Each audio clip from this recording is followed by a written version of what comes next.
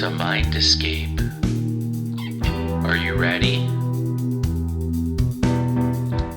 Are you ready to escape your mind?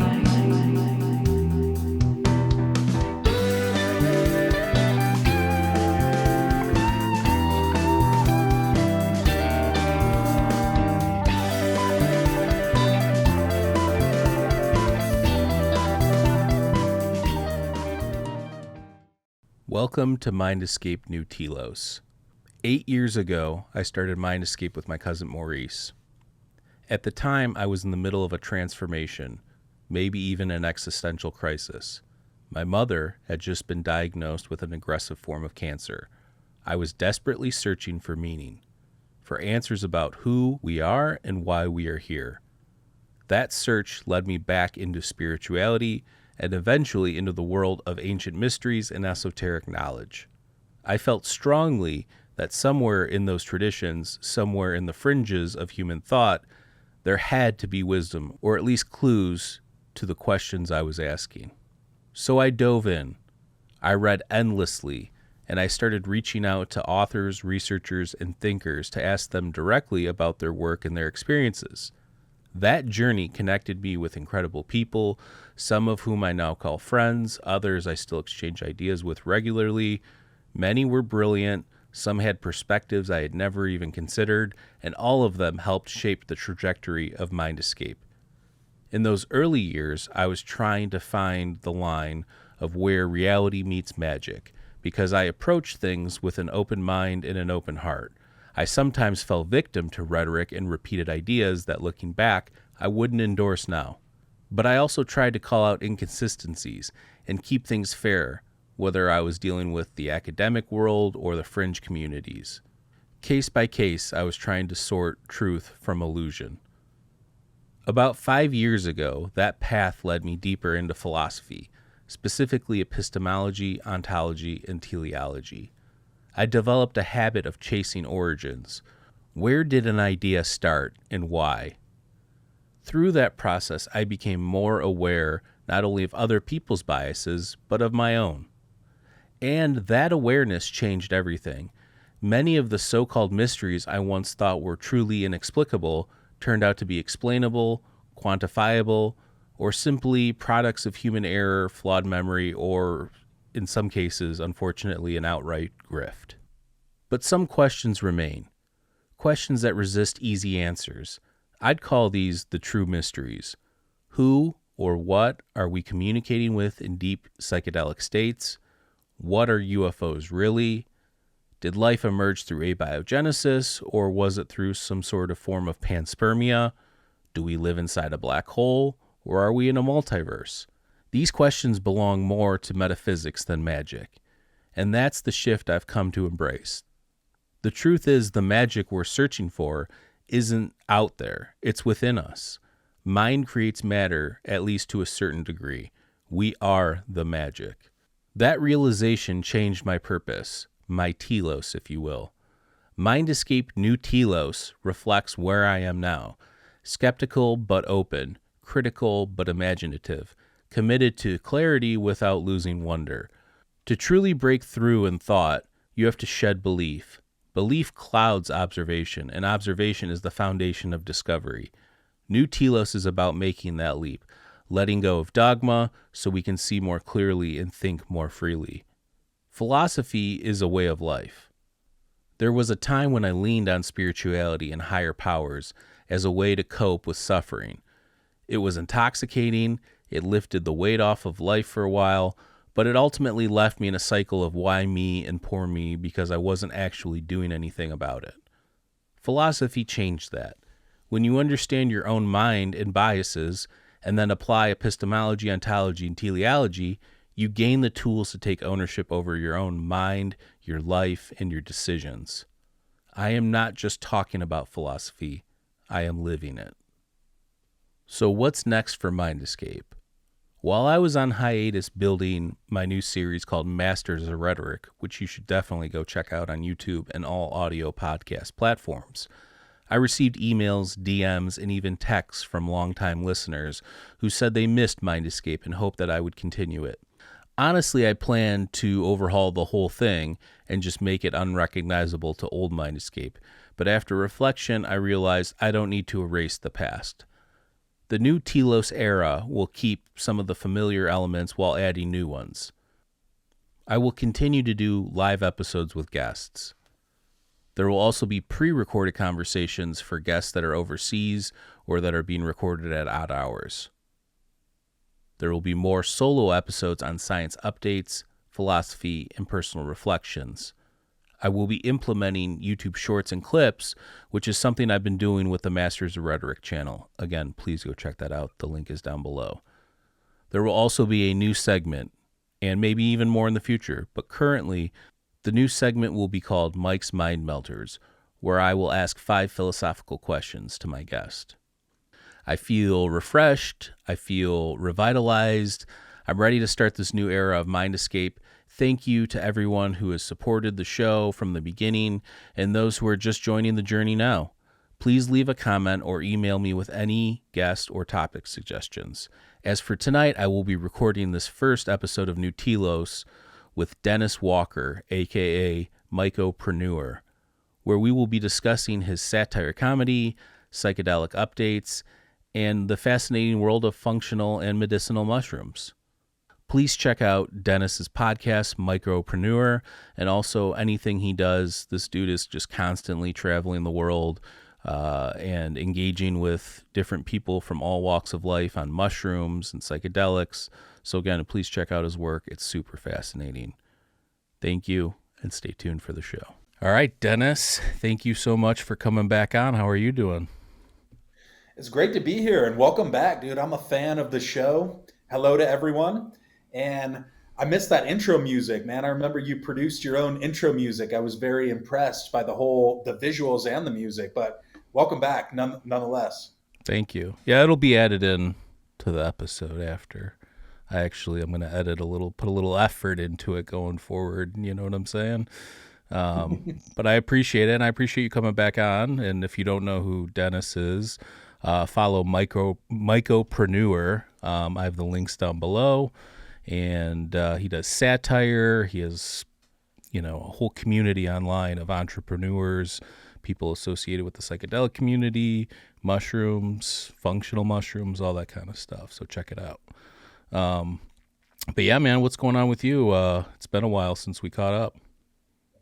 Yeah, as I mentioned earlier, the major development in my life is I have a 8-month-old boy right now. So first time entering parenthood. He's been keeping us on our toes. It's been an amazing, extraordinary journey so far. And if I doze off in the middle of the interview, that's probably why, honestly, Yeah, you have to get that sleep when you can, especially with a little guy there. And as somebody that has an almost 4-year-old now, it doesn't get any easier, unfortunately. Charmed to hear that. Yeah, I mean, I've been waking up at like 5 a.m. because pretty much 5 a.m. to 8 a.m.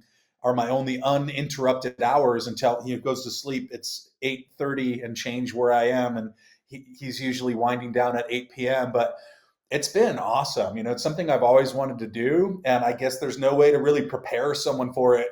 Kind of like a psychedelic trip. You can read about it, you can talk about it, but until you go through it, whole different ball game, brother. Oh, 100%. And I know it's cliche, but having my son was easily the best and greatest thing I've ever done. No questions asked. So I feel you there. I thought we'd get cracking here. Let's start off with a little bit of your background. I think in the past we've talked about like how you got into all this and like psychedelics and all that stuff. But like when you were building Mycopreneur and you were thinking about how you were going to do it, was it initially like a brand idea, or were you trying to create like a cultural platform? And did you initially try and start with the satire, or was that something that you added in later? The satire came later. So I've always been a psychonaut from day one. I think I was 17 when I had my first psilocybin mushroom experience. And I identified with the psychonaut crowd before that because, quite frankly, my early cannabis experiences were pretty psychedelic, pretty visual, close-eyed visuals, geometric patterns. and all that. And so I knew there was something there. It was clear to me. And I did my research. I went to the library. This was literally before we regularly used the internet. Like, I had it, but we had a computer lab at school. It wasn't like we all had the internet on our phones. So I remember going to the library and checking out books from like Yale ethnobotanists, from Mark Plotkin, I think was really one of my first points of entry. And then I discovered Arrowwood, and over the next couple of years, this was like circa 2005, 2006, around there, then I became increasingly infatuated with these visionary compounds, and more specifically from indigenous cultures around the world. Started reading about ayahuasca, started reading about Maria Sabina, and found Terence McKenna. And then, so that was over many years. And I went to school in San Francisco, which is kind of like ground zero for Western psychedelia, and was a stone's throw from the Haight Street. So I kind of cut my teeth 2007 through 2012, living on the Haight and connecting with that whole legacy, and learning about a lot more of these Western pioneers of psychedelics, which sent me down a million different roads. And then it was 2020 when I decided to launch Mycopreneur. So it was very much a pandemic project. I already had edited and produced media. I'd done podcasts for a couple well-known international brands where I was kind of on the production side of them. Like, for example, Occidental College in LA for their diplomacy and world affairs department. So I had a sense of how to podcast, but I had never considered hosting a podcast. And even less so, I had never considered openly talking about psychedelics and mushrooms. But I sort of had the put two and two together moment, that aha moment where I was like, okay, it's more culturally acceptable now to talk about psychedelics. And that really happened in 2018, 2019. Going back to like 2012 through, that whole, there was nobody talking about, very, very few people talking about psychedelics outside of like a few, the who like Johns Hopkins researchers and a handful of things. But it was kind of like, if career suicide is one word for it. Like, if you were going to openly discuss that you were a psychonaut, there's a reason everybody was using pseudonyms and code names and internet names and all that. And then for whatever reason, around 2018, 2019, thanks to a few of these kind of pop culture breakthroughs, be it the Michael Pollan book or the Fantastic Fungi Netflix film, etc., all of a sudden it became a little bit more culturally acceptable to speak about them. And during the pandemic, I just said, you know what? The world's kind of topsy-turvy, turned on its head. There's this whole new normal thing going on. I think it's time for me to speak openly and own my story. And that's when I came out with Mycopreneur podcast. And I remember sending out a cold message to like 12 people I knew who I knew were into psychedelics and mushrooms, but also kind of had a platform and a degree of cultural legitimacy. There was like, my first interview was Michelle Janikian. She was a Playboy writer and wrote a book about mushrooms. She had written for Rolling Stone. So already it's like, okay, this is a journalist who has professional experience and also has written a book about mushrooms. Of course, she said yes. Another guy, Alan Lilienthal, he has a podcast on KPBS. And I know he's been very open about psychedelics. So pretty much everyone I asked said, yeah, I would love to talk to you about my mushroom experiences.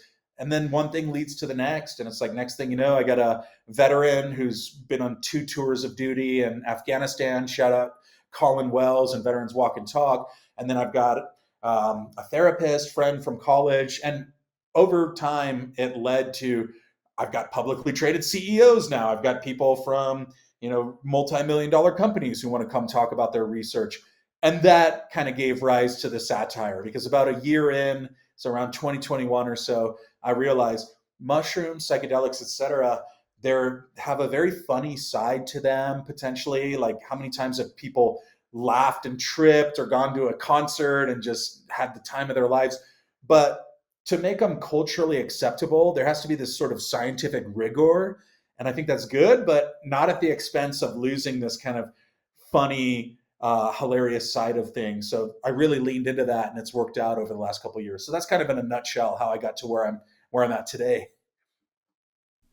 Awesome. Yeah, I can identify with a lot of that. Obviously, for the last, since I was in high school, we've been playing in jam bands and going to see Fish and the whole jam scene and everything, and Shakedown and Psychedelics. That was always a huge part of that culture. So Maurice and I, my former co-host and cousin, we've seen a ton of shows together, and I remember being 15 or 16 and reading Electric Kool-Aid Acid Test, and then On the Road, and just like all these ideas kind of came together, and we're like, let's start touring around, seeing stuff, experiencing things. And yeah, totally with the Arrowhead and all that stuff. So I can identify with a lot of what you're saying, minus the business side, which is why I like following you, because I learn a lot in terms of like what's happening on the financial side of things and the legal side of things and all that, because I'm not really too interested in that. I'm more looking at it from like a phenomenological standpoint, like the whole experiential thing. But it is interesting when you look at the business and the culture and how it's evolved and grown and everything like that. And I remember seeing, I forget what it was. It was a podcast. It wasn't Joe Rogan or anything like that, but it was in the early days of podcasts, and somebody was talking about psychedelics. I'm like, oh, people are talking about this on here now, so that was something that we'd always, kind of hush talked amongst friends and close personal bandmates and things like that. But yeah, it's come a long way. Same thing with cannabis. I mean, I think it's headed all in the right direction in terms of at least investigating to see what can be used beneficially and what's kind of BS. So, you've interviewed mushroom entrepreneurs across tons of countries and all around the world. What are some common themes that keep coming up in conversations when you talk with these people, whether it's cultural or business or whatever? Yeah, thanks for asking. So I definitely came at all of this from the cultural side. I played in a band in college for 5 years and was heavily experimenting and investing my time and energy with mushrooms and all kinds of other psychedelics. And so that was kind of my point of interest mainly, is psilocybin mushrooms and quote magic mushrooms.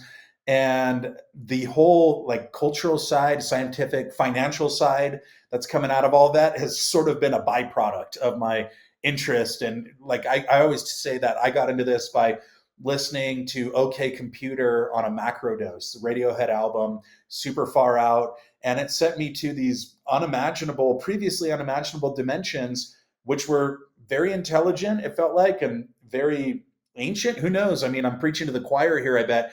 But it was trying to figure out like what's going on there and how come we're not talking about this and how come this isn't a cultural blind spot. So it's sort of been a sort of accidental happenstance that I got into this kind of I guess financial side of things, if you will. But what comes up with talking to all these different people, I think that there's a huge amount of ethnomycology knowledge, ethnomycological knowledge, like little pockets around the world of ancestral and indigenous knowledge about mushrooms. But that's just one focal point for a broader relationship with how to interact with the world, how to interact with altered states, things like dreaming and ceremonies for curing illnesses, etc. And that's always been so fascinating to me. Like if you go to a little remote corner of Northeast India, that they have all of these folk tales about mushrooms. And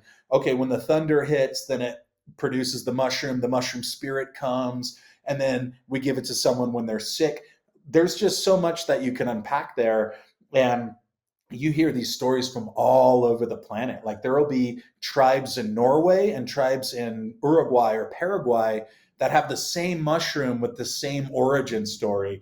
And that stuff is just so fascinating to me. The ethnomycological traditions, basically. So those come up a lot where people will say, oh yeah, the ancestors or the elders of our tribe, they have very detailed knowledge about these different mushrooms, the morphology of them. They'll be able to distinguish which ones are edible versus toxic. They'll know which ones to give you to have visions or to cure an illness. And also, this is this knowledge is emerging from all over the world. So for years, academia has only substantiated that Maria Sabina and the Mazatecs and in Mexico and kind of this Central American, Mexican tradition around psilocybin mushrooms. But there's been increasing substantiation academically from other pockets of the world, like from South Africa has come out with indigenous knowledge around mushrooms. And I've heard anecdotal reports of healers in West Africa, including by academics who've said, yes, they have knowledge of mushrooms, but there was just really, it's an underfunded science. It's a citizen science driving this. So how many mycologists are there? This is a new thing. Like, I spent a lot of time in Chiapas, Mexico. I'm here right now. We have a mushroom festival this week.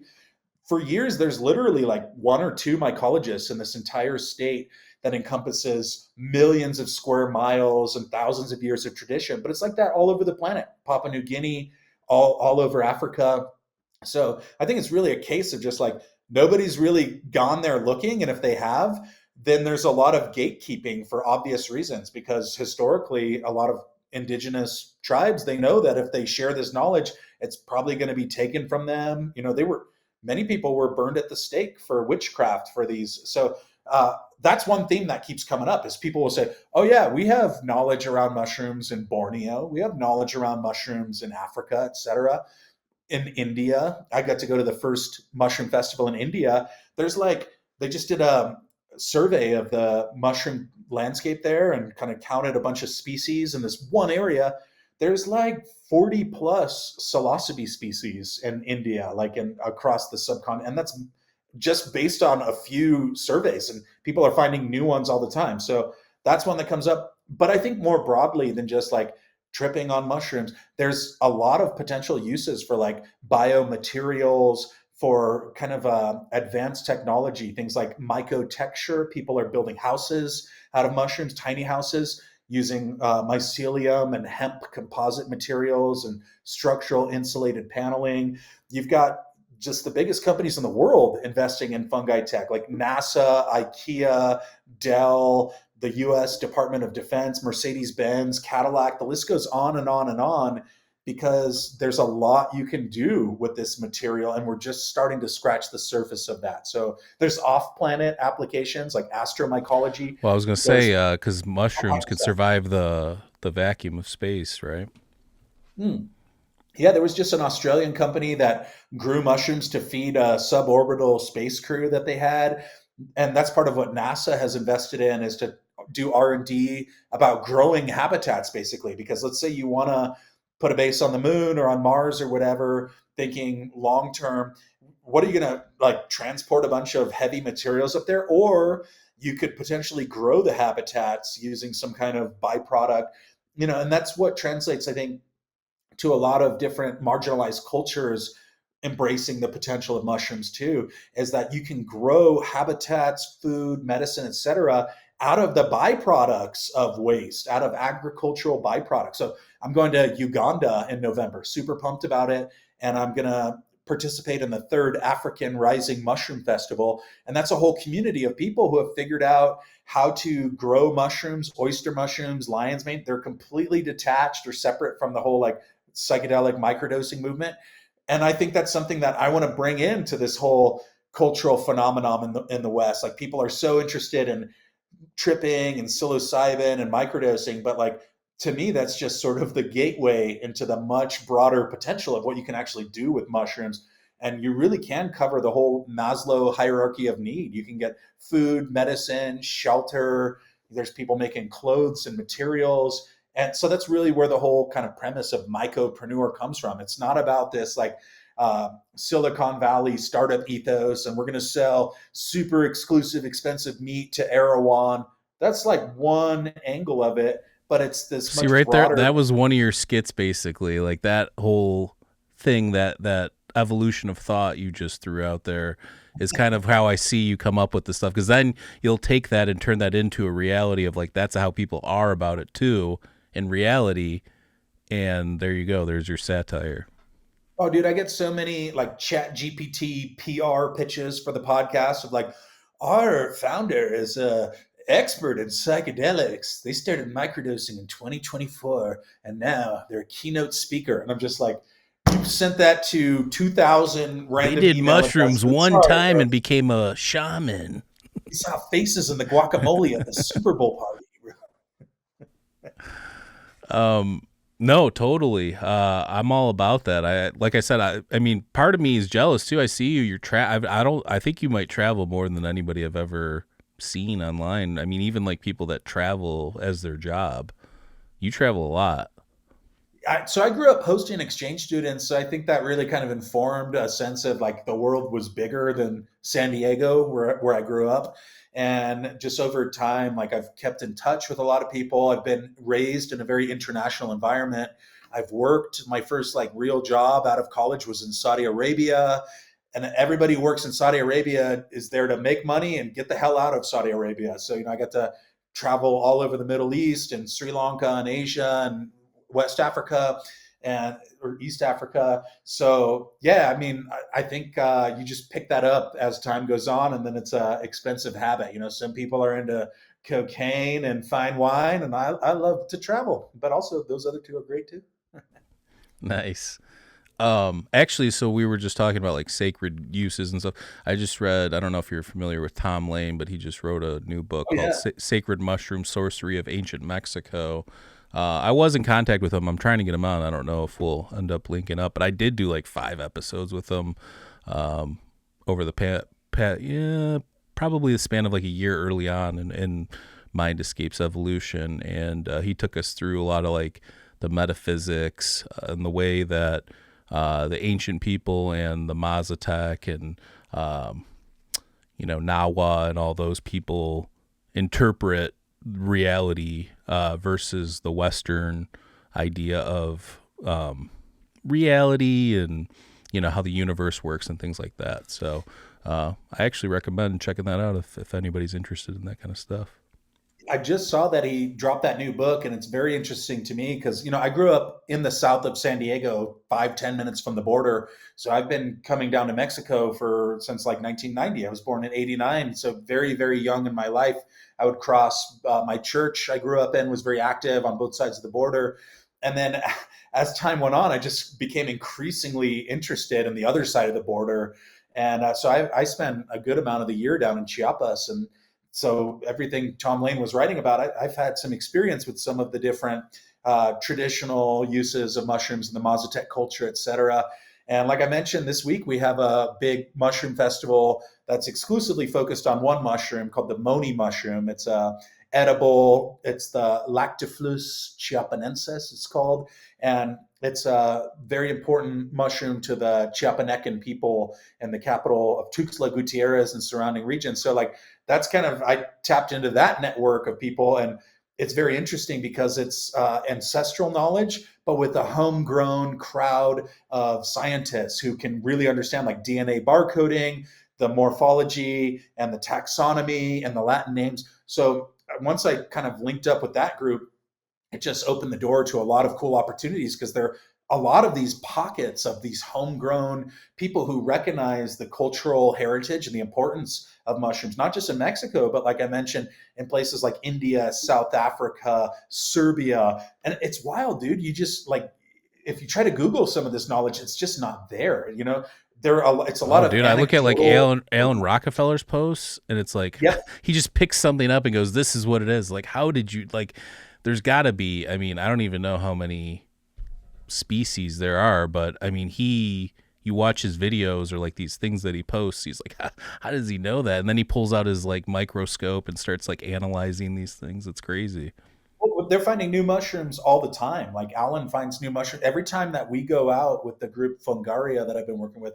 We find new mushrooms to science, and that's part of what drew me to spending time in this region. Is that there's an estimated 50,000 types of fungi in the state, and only 2% have been identified and described. But it really is that bridging of this sort of ancestral, indigenous, ancient knowledge with modern scientific rigor, and that gets so exciting because we'll be out there foraging and there will be someone who speaks Tzotzil, which is one of the Mayan demographics and languages here, and they'll say, "Oh, we have this word for this mushroom." And then the Mexicans, the Chiapanecans I work with, will be like, "Well, here's the Latin name for it." And then there will be like a white mycologist from the States who will be like, "Here's what we call it." And to see that happen in real time and to have the traditions and the science all merge is just extremely exciting for a lot of reasons, I think.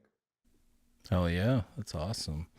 Um, are there any differences you've noticed in terms of like how psychedelics are framed in the U.S. versus internationally? I know obviously it's illegal in a lot of places, but places where it is part of their heritage or ceremonies and things like that.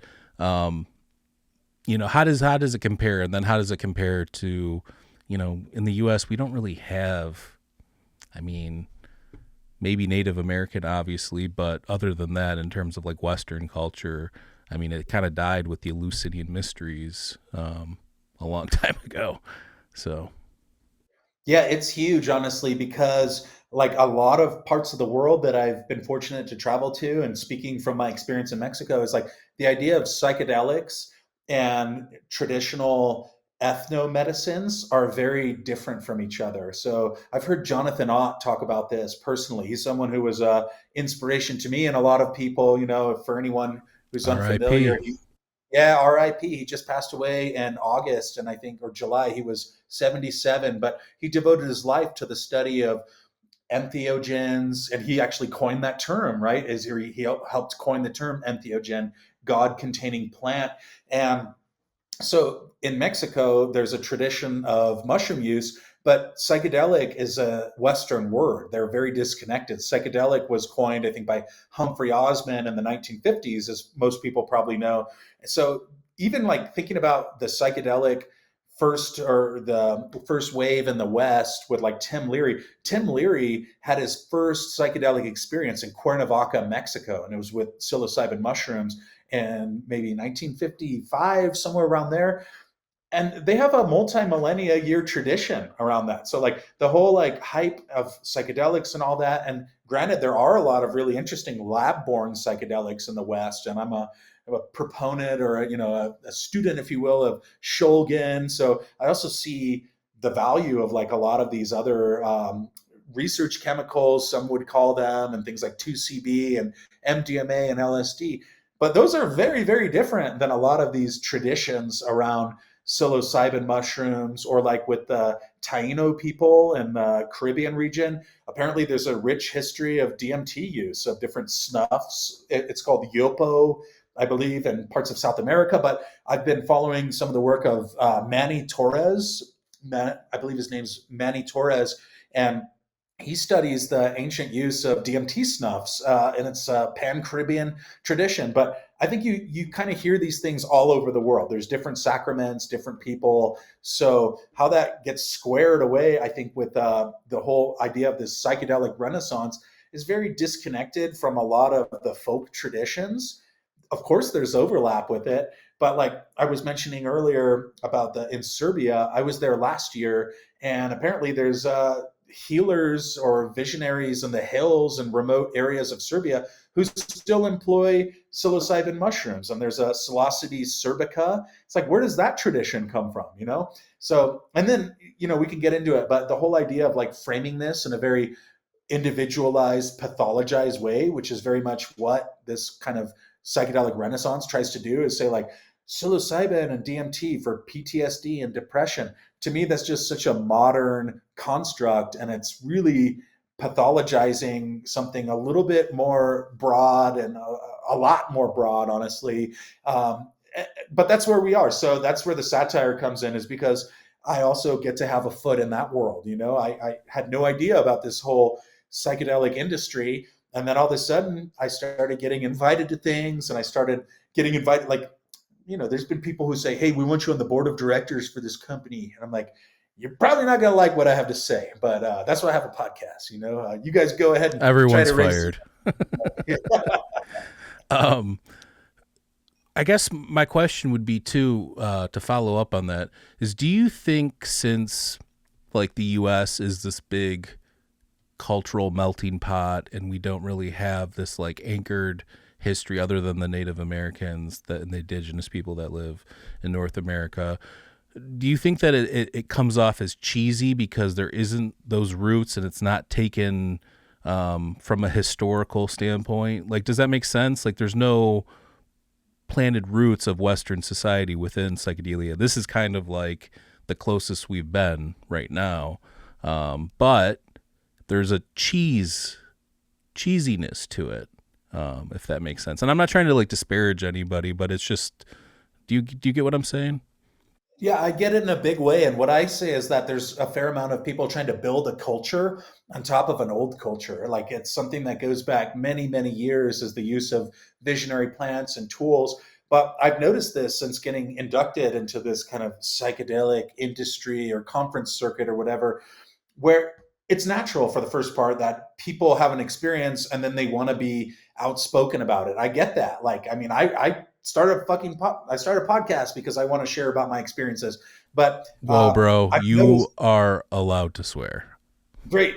I've just noticed people trying to build this culture on top of a much more ancient culture without really having the, let's say, like devotion or awareness of the through lines and a lot of the history. So that's what I'm trying to do, is kind of like keep alive these different traditions. And it's part of why I've traveled all over the world to connect with people, because I think people need to hear this broader context of how these traditions actually show up in different cultures versus this brand new thing that comes out where hey, I had a mushroom experience and then I hired a PR team and now I have a 6-week program. I think, okay, there's value in people sharing the experiences, but like, I don't know, like if you were to come into music and then just completely disregard the last 10,000 years of music and have no idea how to play an instrument and then say that you are like the peak of musical culture, I think there's a hubris in that. And I think it actually potentially does more of a disservice than a good, is this idea of like, I don't care about the traditions or the giants whose shoulders I stand on.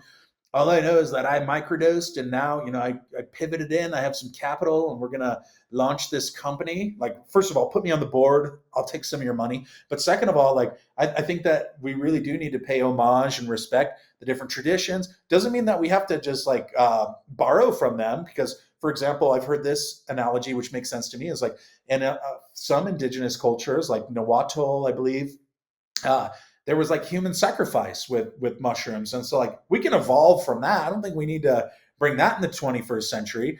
But at the same time, we don't need to completely disregard the fact that so many different cultures have really hard won and important and reverent tones about how they approach psychedelics or ethnomedicines, if you will. So I'm very into the hybrid approach personally. And that's part of what I've been trying to do. Is like, I want to, get different stakeholders at the table. I'll listen to the CEO and the guy who has the hedge fund or whatever. That's one perspective.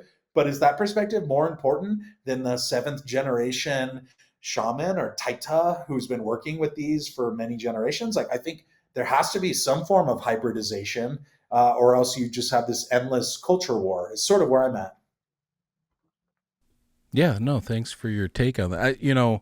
For me, I guess my take is it's almost just like it's an obvious lack of knowledge. And for me, I'm trying to balance, like, how do I come off when I'm talking to people about it?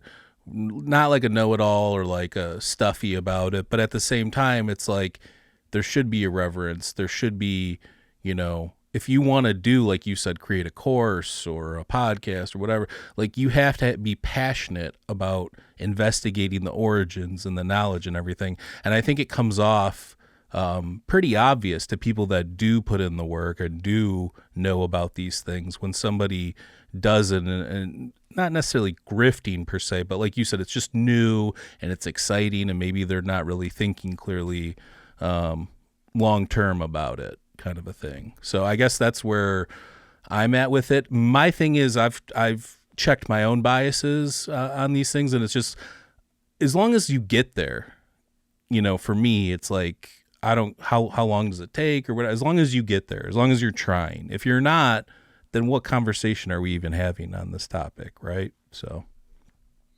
Yeah, and there's so many emerging categories around psychedelia that I'm very interested in, like DMTX. That's fascinating, right? The fact that you can go into these extended state DMT experiences. And I've heard a few of the different people talk about them. Like I was in Hungary 2 years in a row at Ozora and saw Carl, maybe Hayden is his name. I can't remember, but he's really into the DMT extended state spin. So I gobbled that up. I'm like, wow, that's fascinating. So also, I think it's really important to have a sense of humility. And that's where I try to come at this with. And that's where the satire works really well. It's like, I'll often be like, I honestly have no idea. I'll say that, like I have my experiences, I have my biases. I think as much as people try to say that I'm open-minded, like we're all culturally conditioned and programmed. And I found that satire can be a great way of sort of taking the piss out of yourself, and that's something I saw a lot and still see in psychedelia is this like need to be right. Like, I need to be right.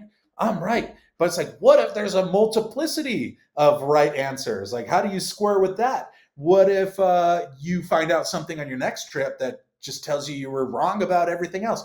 And it's ironic to me that there's a fair amount of closed mindedness, I think, in psychedelia of like, this is the way to do it. And this is how you do it. We're going to train people to do this. So I'm like, you should leave some room for the fact that like, maybe you're wrong. Maybe I'm Well, wrong. Maybe yeah, you're that yeah. just comes across. I mean, that's just dogmatism. Regard like so, if as long as you're, I mean, my philosophy is always to have an evolving philosophy, meaning that if I tie myself to one thing, that doesn't make any sense. We know science evolves. We know philosophy evolves. We know the mind and consciousness and our knowledge of what's going on is always evolving. So if you're going to die on a hill at this point, I guess you're not really thinking too deeply about things. However, I will say that there's a difference between like experiential stuff like gnosis, like firsthand knowledge of these things, and like you said, doing these compounds and experiencing these things yourself, but then also like historical context or scientific knowledge. You know what I'm saying? Like there is a difference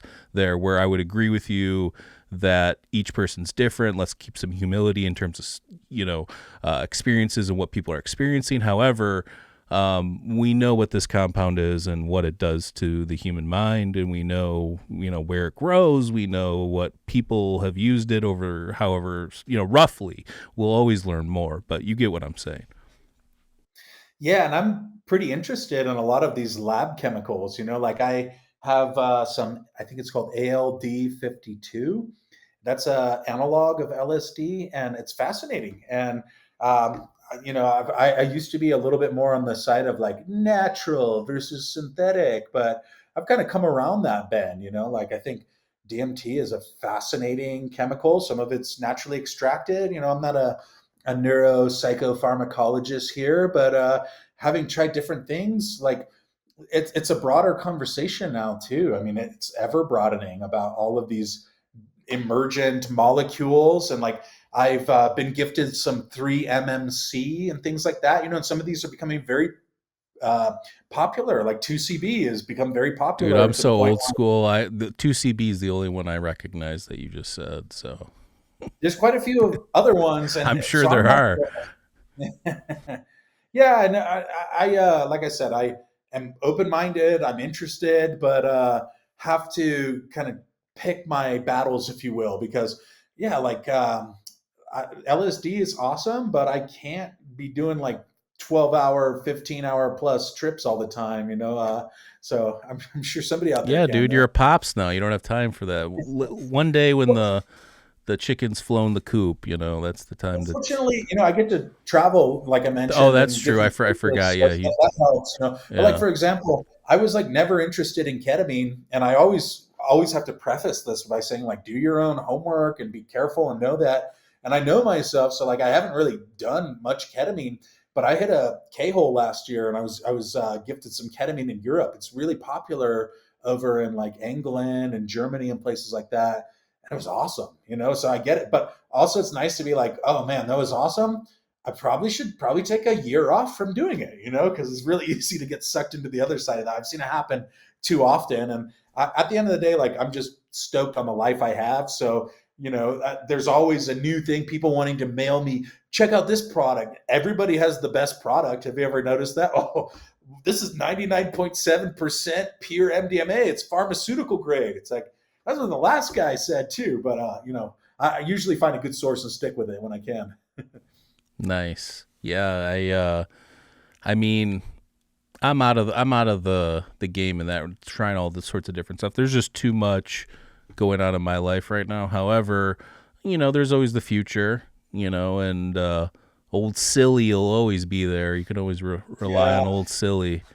My favorite. It's Yeah. definitely my favorite and just works the best for me personally. Like some of the other things are just like, well, polypharmacy and all this. I'm just like, I'm not really tapped into or I'm not really that interested in being part of the whole like festival polypharmacy culture and all that. But it's like mushrooms, if I do them, I usually wake up feeling awesome the next day and I have a sense of purpose and motivation. That's And enough for me. Like I if you said, do a real mushrooms. macrodose too, to your point, you said you wanted to take a year off after if you have a real experience, and from my 20 years of plus, whatever, doing this, if you have a real experience, you do not want to do it anytime soon because you want to process everything that just happened. And, I think if you do it too much, you lose that. I used to get this feeling, not as much, I haven't been as active lately, but like in the past, my late 20s and early 30s especially, you took a macrodose, you're like, what did I just do? Right after you do it, and then then becomes great after, but there's that like initial feeling like after you do it. I always felt, I don't know if it was psychological or if other people feel that, but it's always this like instant dread or regret, but then it like fades off as you kind of come up and start having the experience. Well, I think that's also where running a business, having a family comes in because like those are so utterly fulfilling, as many people can attest to. And you really don't have time to be sleeping in. You can't be like, oh, I'm just going to sleep in till 2 p.m. today. It's like, no, the baby needs to wake up and he needs diapers changed and all that. So same thing with like, I put out the podcast every Friday. I host an incubator every Thursday for the community, which is mushroom entrepreneurs to come together and connect and level up together. I do the newsletter on Thursday, and now I've added one on Tuesday. And sort of having that flow causes me and forces me to be like, you know what, I probably shouldn't do that tonight. Like I need to get a good night's sleep. I like to get up early. I like to get work done. And then there's your pockets, there's times and places for everything. But like, I think you get to a certain point where you're just like, yeah, I'm good on that. Like I'm Yeah, very fulfilled by my work I've and never family. gotten that vibe from you either. Like, and like, I could tell you're very, have your wits about everything. And like, there's some people you talk to, like in these spaces, and you're like, this person's a degenerate. Like, I don't, like, no offense, but like, I don't know how they're living life, that way. But it's like the people you see on TV with all these reality shows. They're drinking, they're in their 40s and they're hammering beers and alcohol like it's going out of style, So, and actually, I just read something. Alcohol use is way down, which is an interesting, given cannabis and psychedelics and everything like that. You have to wonder how much of that's kind of interfered with that. But I do want to touch on, because we have mentioned satire a few times, since it's like so important kind of to what you do and it's so central. Do you think that humor is kind of like a powerful way to talk about psychedelics and kind of disarm people and also bring, awareness to these topics? Almost like making fun of something kind of takes its power away from being this like ostracized thing. Definitely 100%. And I think that erring on the side of humor or satire is always going to be the right way to do it because there's something about it. It's like, what makes a good joke? What makes good satire? And there's so many cultural touch points that you have to have a familiarity with. And being able to communicate about those in some ways, I think, is like what is the tribe? There's one, the Weeks Carita. Sorry, I live in Mexico. I don't know them, but the people who do the peyote pilgrimage, right? They talk about twisted words. They use twisted language, and it's a way to communicate the ineffable, basically. So, like, if you go on the peyote pilgrimage, then for example, you're in the desert. They'll say the desert is now the ocean, and you'll see cars, and they'll say cars are now ships. And essentially, it's a way of reprogramming your mind linguistically to think about things paradoxically, metaphorically, kind of, and that's kind of how a trip goes for a lot of people, is you're like, how do you explain this? You can't explain it in normal words. It's like, good luck with that. Good luck talking to someone about a DMT trip and try to explain it. As Terence McKenna said, it's unenglishable. Well, I think that the missing piece there is with something like satire or humor. You know, you can find a way to make a joke about it and people can understand it. They'll be like, oh yeah, I get that. And somebody mentioned that to me recently, where they were like, you know, being able to do psychedelic comedy and do jokes about things like DMT and psilocybin, it shows how mature the ecosystem and the culture has gotten. Because if you were trying to do a stand-up routine 15 years ago, 20 years ago, and you start talking about things like ibogaine or whatever, and research with the military and DMT, people really aren't going to get it. But now the culture has evolved where people are like, oh, I know what microdosing is. Oh, I've heard of iboga. I get it. And so I think, like, in terms of being able to communicate the ineffable, comedy and satire can do a great job at that. And like, I've heard even with the Bwiti, there have been people saying that the role of a iboga initiation is to be able to tell better jokes, you know. And you look at these different cultures. Like, my grandfather was a Christian pastor. He was a very devout, very on the other side of the psychedelic or drug culture divide. And he was someone who had a great sense of humor and an appreciation for that. And like, so you could be from anywhere. And if you can sit at the table with someone like that and have a sense of jokes about it, like, you can bridge the cultural divide. So I think that's what's happening, or the potential exists there with something like satire and comedy, to be like, okay, you know, like I always think about people I've met on my travels, and some of them were just very funny, and I hardly understood a word they said. There was a guy in northern Thailand who spoke super broken English, but he would laugh so much, and he would just had that way of cutting through all of the cultural familiarity or whatever, where it's like, I don't understand this culture. Oh, I understand this guy. He's funny as hell. I'll take a shot with you. And then, you know, I in Saudi Arabia, meeting people like that, where if you can lean into humor, and so as far as humor and satire, I think they're a little different, like stand-up comedy versus satire. And what I like about satire is it's very vitriolic. It's very dark. And I think that's important. So like, it's something that sort of makes subject matter that's hard to broach. Yeah, you're really taking the piss out of it.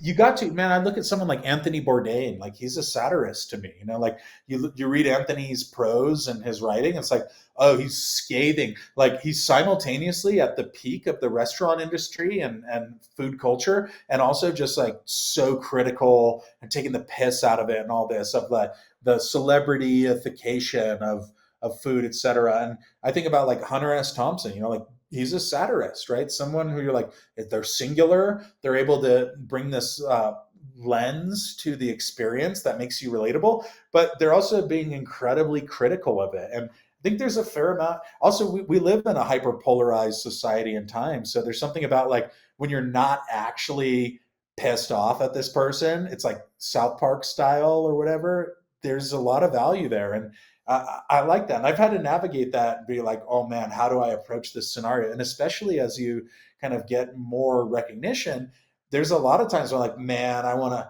say so much about this subject matter, but like, you really have to nail it or else it's bad. So like, one of the first things that really put me on the radar, more broadly speaking, honestly, in 2022, is I went to Israel and Palestine, and I was making like really far out, over the top satire on the border and both sides of those countries. And it was all very honest, and it landed very well. And now I'm like, I wish I could kind of do that again, but like there's that old saying, like, I think the temperature's a little too hot right now.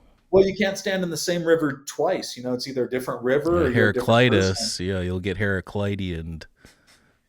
I mean, I think we need to use satire to really broach these hard to talk about subjects. And I have, to a degree, and I have really, there was a point where I was just like, I'm just going to push this as far as it can go. And kind of the tagline I had was like, I'm either going to get canceled or suicided by the globalists. And then, you know, it ended up becoming popular. So I'm like, what am I going to do now, man? My life's too cushy. I can't be just taking blind gambles anymore. I get paid too much. Yeah, dude, you do take some risks, especially in that Speedo of yours. That might get you in more trouble than your words one day. Um, Especially once I get into flags, dude. I got like different flags, speedos, and we were that just talking that's about like a so double. That's a double whammy. it is, and I was thinking about having like one flag on the front and one flag on the back. Like, it's just like people are animals at the end of the day. Like, there's definitely the whole spiritual component, but it's so easy to capture attention. But I don't want to be pander to the lowest common denominator. Like, honestly, that's the other thing as a content creator. It'd be so easy just to go into the most provocative thing you can do, but that's not my brand, dude. Like, I think Yeah, people are doing provocation. that, and people hate those people that do that. So and that's not even Yeah, funny. It's just like, yeah, like you said, pandering to the lowest common or trolling to the highest, degree or whatever. So have you ever gotten pushback from the psychedelic community for any of your satirical takes, whether it was over the top or somebody you offended somebody personally? Because I had this other guy on. He's a comedian, Dave Yates, and he's out west. I think he's in L.A. and he does like fish and jam band jokes and stuff like that. And most of the jam band fans get it and they laugh along because it's like it makes fun of the like wooks and the community and everything like that. And people like the Goose fans and they're so touchy and stuff like that. But do you ever experience anything like that? Because I think I've seen some stuff on Twitter maybe in the past, or X or whatever we're calling it now. But I was just curious if anybody ever came at you with some heat for anything that you made. I have had that happen before, and I think it's totally natural. But I guess the difference between me and, like, let's say other people is I'll stand on it and I'll talk to people one on one. Like, I'm a community builder. I'm not interested in beefs. Like, people always try to come to me with, this person said this and this person did that, and I just feel like, especially with something like satire, like it should be protected speech. And I make stuff every day. That's the thing people don't get, is like, it's improv. I've made 1,000+ videos, so like if someone's going to cherry pick and be like, we didn't like this one, it's be like, great, I didn't hear you say anything about the 500 that everybody liked. You sat on the sidelines for those, but as soon as something crossed the line, you had a lot to say about it, and that's worked very well for me. I'm like, I'll just text people. I'll be like, here's my number, dude. Like, so I ran into some stuff with Symposia, who hasn't, with their organization, and like, I'm good friends Are they with a still few of them. around? I feel like they've disappeared.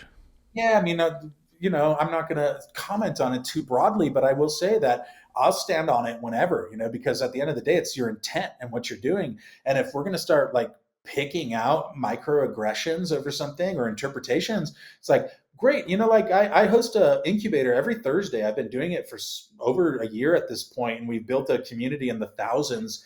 And like, it's shocking that people, who have these fake screen names, and I'm not addressing Symposia specifically here, but like some of the other organizations, like there were all of these faceless accounts. I'm like, you're going to hide behind a keyboard and like parrot things that I said 6 months ago or whatever? Well, Be my guest. You let me want to go ask you for it? this though, with the Symposia stuff. So, without getting too weird, it seemed like they were around until they accomplished this mission of tanking those trials, and then it just disappeared.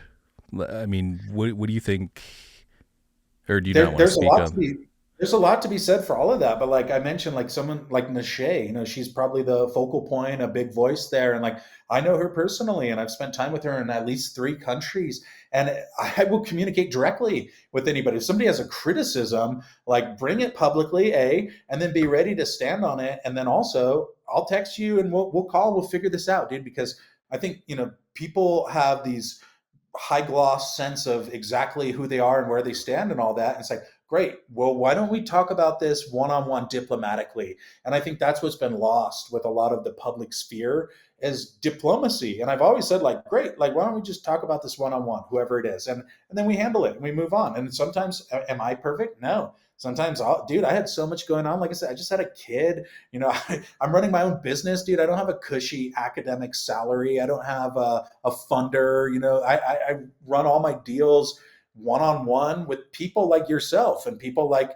So if somebody, it just, to me, there's a sense of hubris of like that, the ideology. It's like, this is how things should be. There's sort of like idealism and then a pragmatism. And I live in a pragmatic world, dude. I live in a world like, I mentioned this earlier. Like I've worked all over the world, I've traveled all over the world, and I do that constantly. Like this year I've got, I'm headed out to Switzerland, and then I've got Tunisia, I've got Uganda. I spend most of my time in Mexico. I'm producing a huge event here. It's like somebody wants to be critical about some take I had. It's like, well, great. You didn't say anything about the event I financed and worked from the ground roots at their request here in Chiapas, Mexico, which is the most abjectly impoverished state of Mexico. So, I'm willing to take that on wherever, and I'm not seeking any altercation. And I actually have grown and learned a lot from those experiences, because what I learned is that the more public you are, the more your work is received, whatever you're doing, you're going to have criticism, you're going to have haters, you're going to have pushback. And that's actually natural. So like I just did a whole video ripping burners. I think Burning Man personally, I've been invited. It just seems very pretentious to me. And went to Dude, school in somebody San Francisco. died this year, right? Or was It, found. okay, great. I would love to go if somebody wants to pay for me to go out there. But even then, it's just, to me, it seems like the spirit of what it was formed as, and this whole idea of like a social experiment, and we don't have capital and all that. It's completely mutated away from that. And I think Silicon Valley, the same thing happened. Like the origins of a lot of Silicon Valley was about innovation, connecting people, helping people. It's turned into like SaaS platform bros trying to cash out. And like here, it's not about innovation anymore. It's about trying to get acquired and trying to build for money. And like a lot of the architects of Web 2.0 or earlier, and like the whole Earth electronic link community, it's the same thing going back to what I said about psychedelics. It's like people are uninterested in the broader potential social agendas and like the decentralization and the personable connections with your community, and more interested in like, how can I make $1 trillion right now? So point being that I love to satirize Burning Man. I would go. I'm not like, I don't have a vendetta against Burning Man, Dude, but it it's looks such it looks terrible, bro. it's such low hanging fruit to make fun of. And then a bunch of burners get super butthurt over this thing that I don't even script them, is the other thing. It's like, I literally do improv. I'll get up. I'll be like, I'm going to make It looks like I'm psychedelic hell to me. If I had to like, I'm not personally interested in it at all. I think if I it's had to very think about like what like Mad Max psychedelic hell, that's kind of like beyond the Thunderdome. There people are just riding these spiked mobiles in the desert, on psychedelics, and I don't know, man. I'm not trying to talk cosplaying shit. as four people. Like, It's like, do whatever makes you Bruce happy. Willis, But we're to going to me, cosplay. yeah, to me it looks terrible. So moving on. Well, and that's it. Is like, I don't actually think about Burning Man ever, but when it's Burning Man, it's like, oh, this is such easy material to satirize right now, and I do, and it always lands, and people like it. But then inevitably, you get the pushback. It'll be like, you don't understand Burning Man. We have 10 principles. I'm like, that sounds culty, bro. But all right, I'm gonna not stop making fun of you. I don't That's know for anything sure. about that. I'm just saying specifically aesthetics and what I like to experience when I'm trying, whatever. I like to meditate. I like to learn things. I like to dig deep within myself. I don't know how any of that's happening there, but whatever. To each their own. If that works for somebody, kudos. Let's pivot here. Moving, so like, what do you think is the most misunderstood idea about psychedelics in like the mainstream culture and purview right now? Man, I think that there is a lot of new culture building on top of these kind of ancient cultures, if you will. And so, like, I see it all the time, and I love to satirize it. And again, I'm friends with a lot of these people, and I also benefit a lot from this emergent psychedelic industry. Like, I get tons of sponsorships and stuff, and I'm thankful for those. That's great. But like, I'm gonna also speak my mind, I think, which is why, ironically, it's like people say like, man, can you do a satirical video roasting my company and I'll pay for you? I'm like, well, that's not the spirit, but yes, of course, yes. So I think there's a lot happening right now with the globalization of psychedelics, and it becomes again a diplomacy initiative for me, because there's definitely people invested in trying to gatekeep and patent, and there's an argument to be made for that, for sure. Like, about, do you just want like rampant psychedelic use among everyone? Like, I think in most cultures it's not something that's normalized. Like, it's not a normal thing to be promoting. Like, you should just be doing all these psychedelic drugs all the time. At the same time, I'm a cognitive libertarian, so I think like people should be open to that. If you want to do that, that's great. But I'm kind of over this endless spiritualization and searching. Like I mentioned, and I came around full circle. I was fortunate to be from a very middle class family, to go to school and all that. And I got to a point where I was like, do I really need to go to Peru and do another 5 ayahuasca ceremonies? I went 3 years in a row, and I just saw like this. It's like a You're like, revolving yes, I door. do. No, that's you. Great. But like, I got to a point where I'm like, I have just so many substances I mentioned that people want to share with me. And like, there's a time and a place where I'll be like, this is fun. We're at the Flaming Lips concert. Like, I'll definitely do you. That's really good MDMA. And I know you. Awesome. But like, there's this, it's sort of I've heard it compared to, which is an analogy that makes sense to me. That's like a video game where the more you go out, it's just like self-generating. So it's like, are you like on an infinite side quest right now?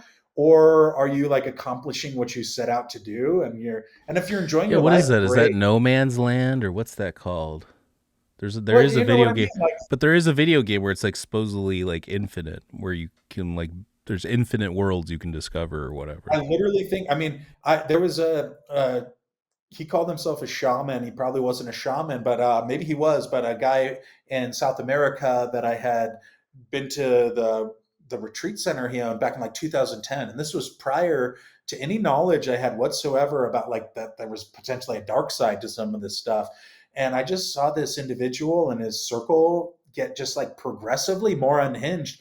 And then he ended up dying in 2012 under very mysterious circumstances. But then all these allegations came out. So there is very much like the cult potential of these things, which is obvious in hindsight. But I, goody two shoes over here, approach this as like, everybody's happy and I want to make everybody happy. And this is so good. And I think, it's all about your disposition and your complexion, but we can't be naive that there are the potential for like abuse and cult like godlike figures and all that to Well, and it emerge. And amplifies. So if you're already into the occult stuff or cult or whatever, it's just going to amplify that even further. So maybe that even pushes somebody to take it to the next level, or gives them some sort of God complex sort of a thing. I could totally see that happening, and obviously it has happened. So, yeah, I mean, that makes total sense. Uh, Mycopreneur suggests blending mushrooms and business. Do you think psychedelics are changing the way people think about business models and ethics and innovation? Obviously, you mentioned tech CEOs, and obviously people have been experimenting and stuff like that. But as it becomes more mainstream, do you think it affects things in a positive way? Let's say people are starting to microdose, whatever. Where do you see what do you see from that standpoint of things? yeah, so I think mycopreneur is a portmanteau, which is like myco for mushrooms and preneur for building and making things. And like, I went to school, as I mentioned, in San Francisco, and was very connected to the whole startup culture, Silicon Valley. This was like 2007 to 2012. So I saw both sides of this coin. I saw the side of like people making really interesting, valuable contributions to society. And then I saw the other side of like people just trying to capitalize and rent seek, I guess is one word for it, things like that. But I think in a lot of the world, entrepreneurship is the only way. You literally don't have an option. Like if you are born in certain parts of the world and societies, like you kind of have to be very entrepreneurial and hustle. So I think the idea of a mycopreneur to me is it can be a lot of things, but I'm really interested in how abjectly impoverished, like marginalized communities can embrace mushroom entrepreneurship to significantly and tangibly up-level their own lives individually and as a community. So I mentioned I'm going out to Uganda and Hoima, Hoima, Uganda. There's a community that has leaned into growing mushrooms. It has nothing to do with psychedelic mushrooms.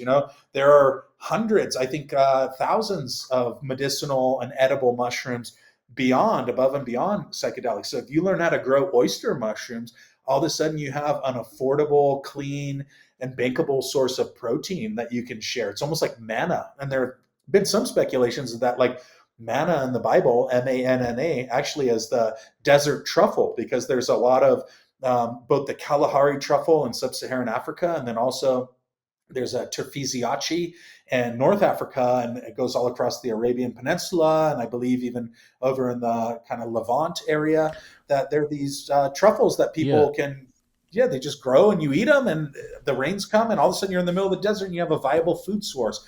And it's the same with mushrooms everywhere. It's sustainable microeconomy. So like if you're on the roadside in India and Kerala or rural India, Goa, you'll see people selling mushrooms that grew, like the termiticides mushrooms that grow over the termite hills. They're edible. And you go to parts of Africa, the same thing. You go to Mexico, the same thing. I go to the open air markets here, and people are selling wild mushrooms. So all of a sudden, it's like you have a sustainable microeconomy. What you don't sell, you can eat, you can trade. And that's really, to me, the whole object of mycopreneurship. And then you can level that up and you can be like, wait a minute, you can build a moon habitat, something in zero gravity, out of mushrooms. You can build the you can clean up plastic and cigarette butts with mushrooms. There's 400 species of mushrooms that eat plastic. Like Hero diapers, HIRO. That's a diaper that Four Sigmatic founder Iso, the Finnish guy, he is one of the co-founders of this. And after the baby uses the diaper, you throw this mushroom packet on it, a packet, and it will decompose right there. So something like diapers, 300,000 diapers per minute get put into landfills. And these people have figured out how to erase that trend essentially. So like the sky's the limit as far as I could tell, and not even the limit. And then we're just scratching the surface on a lot of other things that can be done with these. Can you see the screen right now? Yeah, dude. And I've spent time in Egypt and I've seen Okay. those out there. What do you Yeah. think about that? Doesn't that look like a way? And I think actually I've mentioned this many times on Mind Escape over the years. We've done episodes on this, like ancient psychedelic use and speculation and things like that. But I think Paul Stamets, the last time he was on Joe Rogan, actually had him pull up this picture. What do you think there? The one on the right, that definitely looks like some sort of cultivation there. Yeah, I'm a fan of Kalindi Iyi, and he talked a lot about like Kemet and the ancient civilizations of Africa. There's no question that psilocybe mushrooms grow all over the planet, and I think we've really just started to scratch the surface of that. So, have they been used by different cultures throughout time? There's a lot of anecdotal and some hard science emerging about that, anecdotal evidence and hard science. And I think what Paul actually said on that podcast, if I'm not mistaken, is we really can't know currently about a lot of these hypotheses, but we do have the hard science now where we can substantiate things. Like there was a Johns Hopkins religious study recently, right, 2016 or so, where like imams, rabbis, and priests were all given mushrooms, and that something like 22 out of 25 said that it amplified their ability to connect with God. So like when you start putting those things together, you're like, wait a minute, these things are found in all over Africa, all over Australia, all over Mexico, South America, pretty much the whole planet except for Well, Antarctica.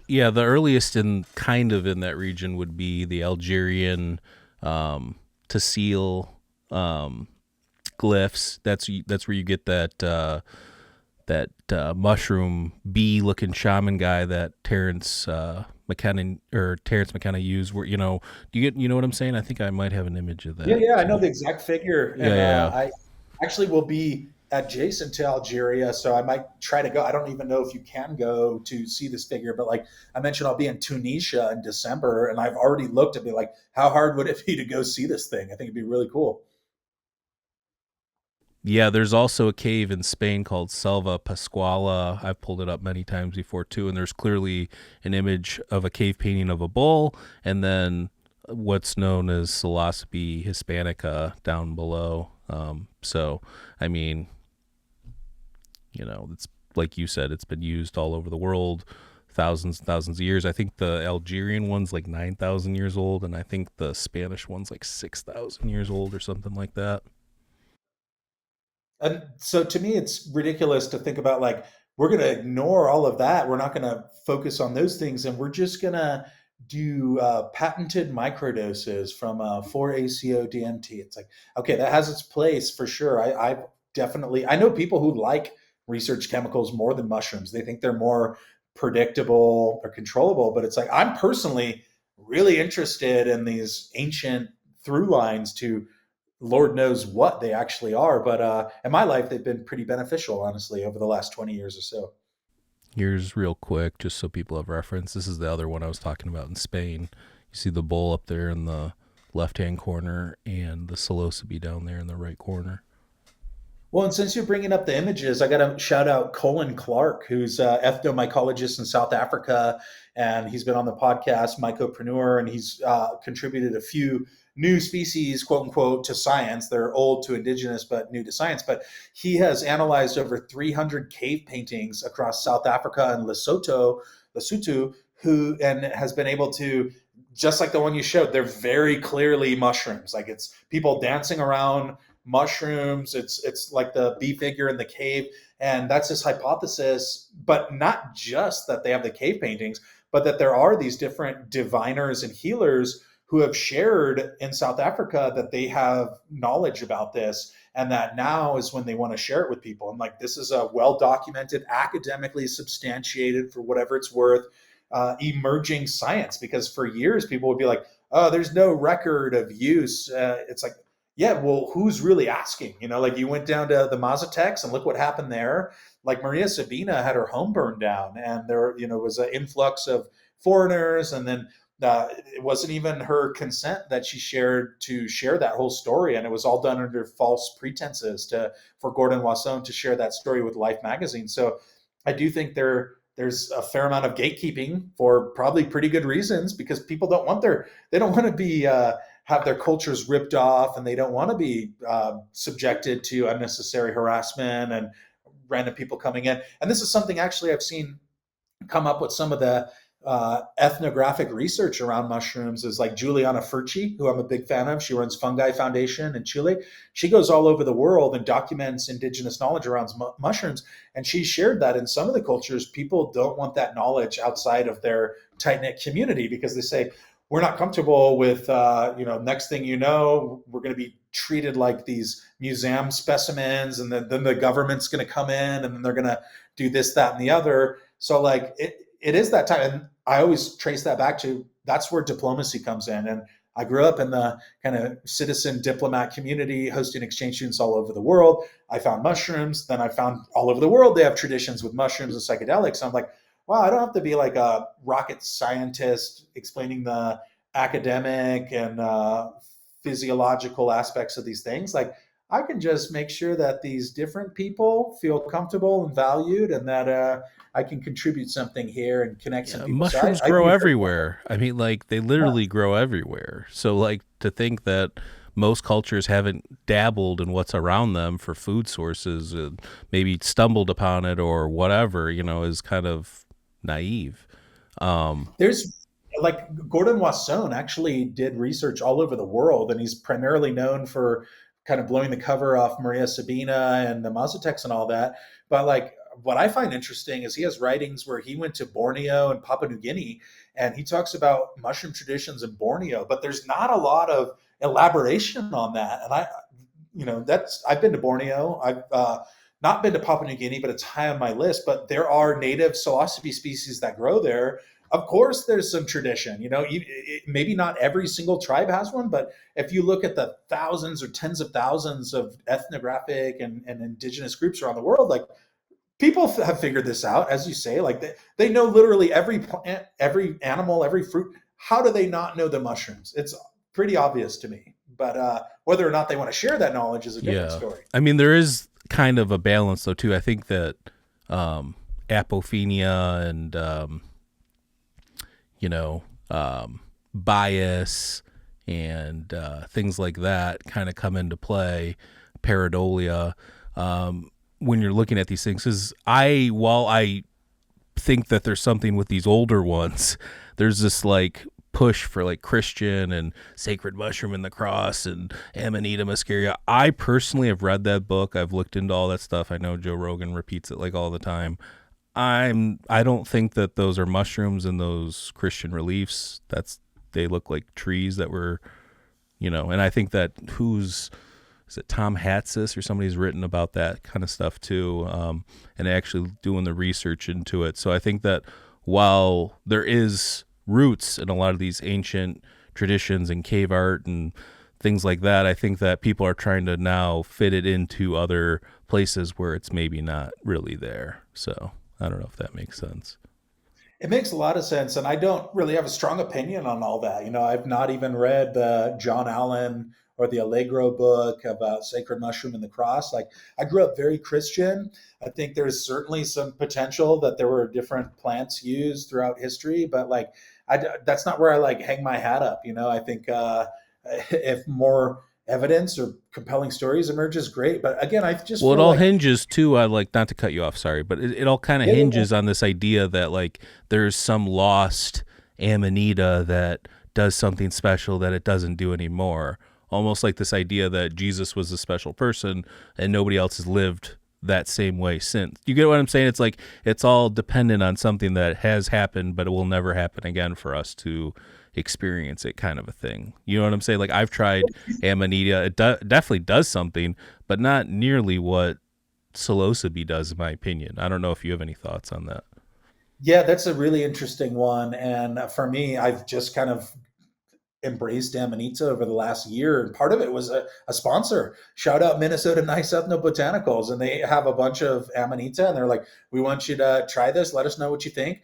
And I had specifically for dreams, I had some really enchanting, intense dreams. So, but I've never like taken Amanita in the daytime, and even like psilocybes when I take them, it's usually a nighttime thing. I've definitely done them in the day before, but like, yeah, I think there's a reason why psilocybes have caught on in a big way.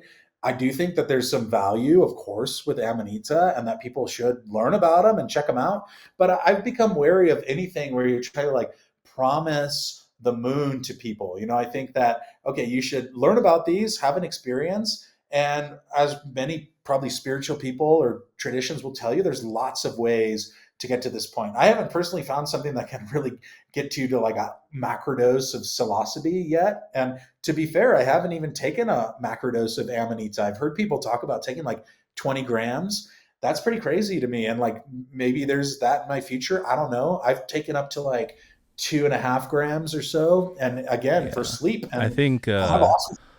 Stamets described his Amanita panthera, or is it Panthera, Pantherina? I don't know how Yeah, you pronounce. yeah. And that didn't sound pleasant to me. I mean, I don't know, this repeating, kind of a weird thing happening just didn't sound like my cup of tea. But what I'll say is, it just psychedelics in general. I think the important thing here is I don't know of anything else in Mind Escape. Over the last 8 years, we've investigated meditation and basically near-death experiences, any way to alter your consciousness. Psychedelics is literally the only thing you can do that alters your consciousness in a waking state and allows you to interact with reality and the world around you. No other altered state of consciousness can really do that. If you're meditating, you're pretty much sitting there still with your eyes closed or breathing or whatever. If you're lucid dreaming, you're obviously dreaming, or dreaming, you're dreaming. And near-death experience, which I've had too, you're pretty much dying at that time. You know what I'm saying? So it's like all these things where people have these visionary or transcendent experiences all happen either like in an incapacitated state where psychedelics allow you to interact with the world around you, in a real time way, if that makes sense. There's so many different dimensions, as probably most people can attest to. And there's things I'm interested in trying, and there's things that I just don't really see a need for them. And I've sort of even come under, let's say, criticism occasionally. But like, I think that why do you need to go through 55 different routes to get to the same potential open-minded state? So I think like, okay, DMT is super interested. I've smoked DMT on 3 hits of LSD before and had incredible breakthroughs. And I've tried, macrodoses of this, that, and the other. I've been invited through now the work that I do and all that to basically all kinds of retreat centers. And I'm just like, I don't really want to do iboga. Like maybe I will one day. I don't know. But like, again, like I found something that works for me and my culture. And like I heard I that's have a intense, by the fucking way. awesome life, bro.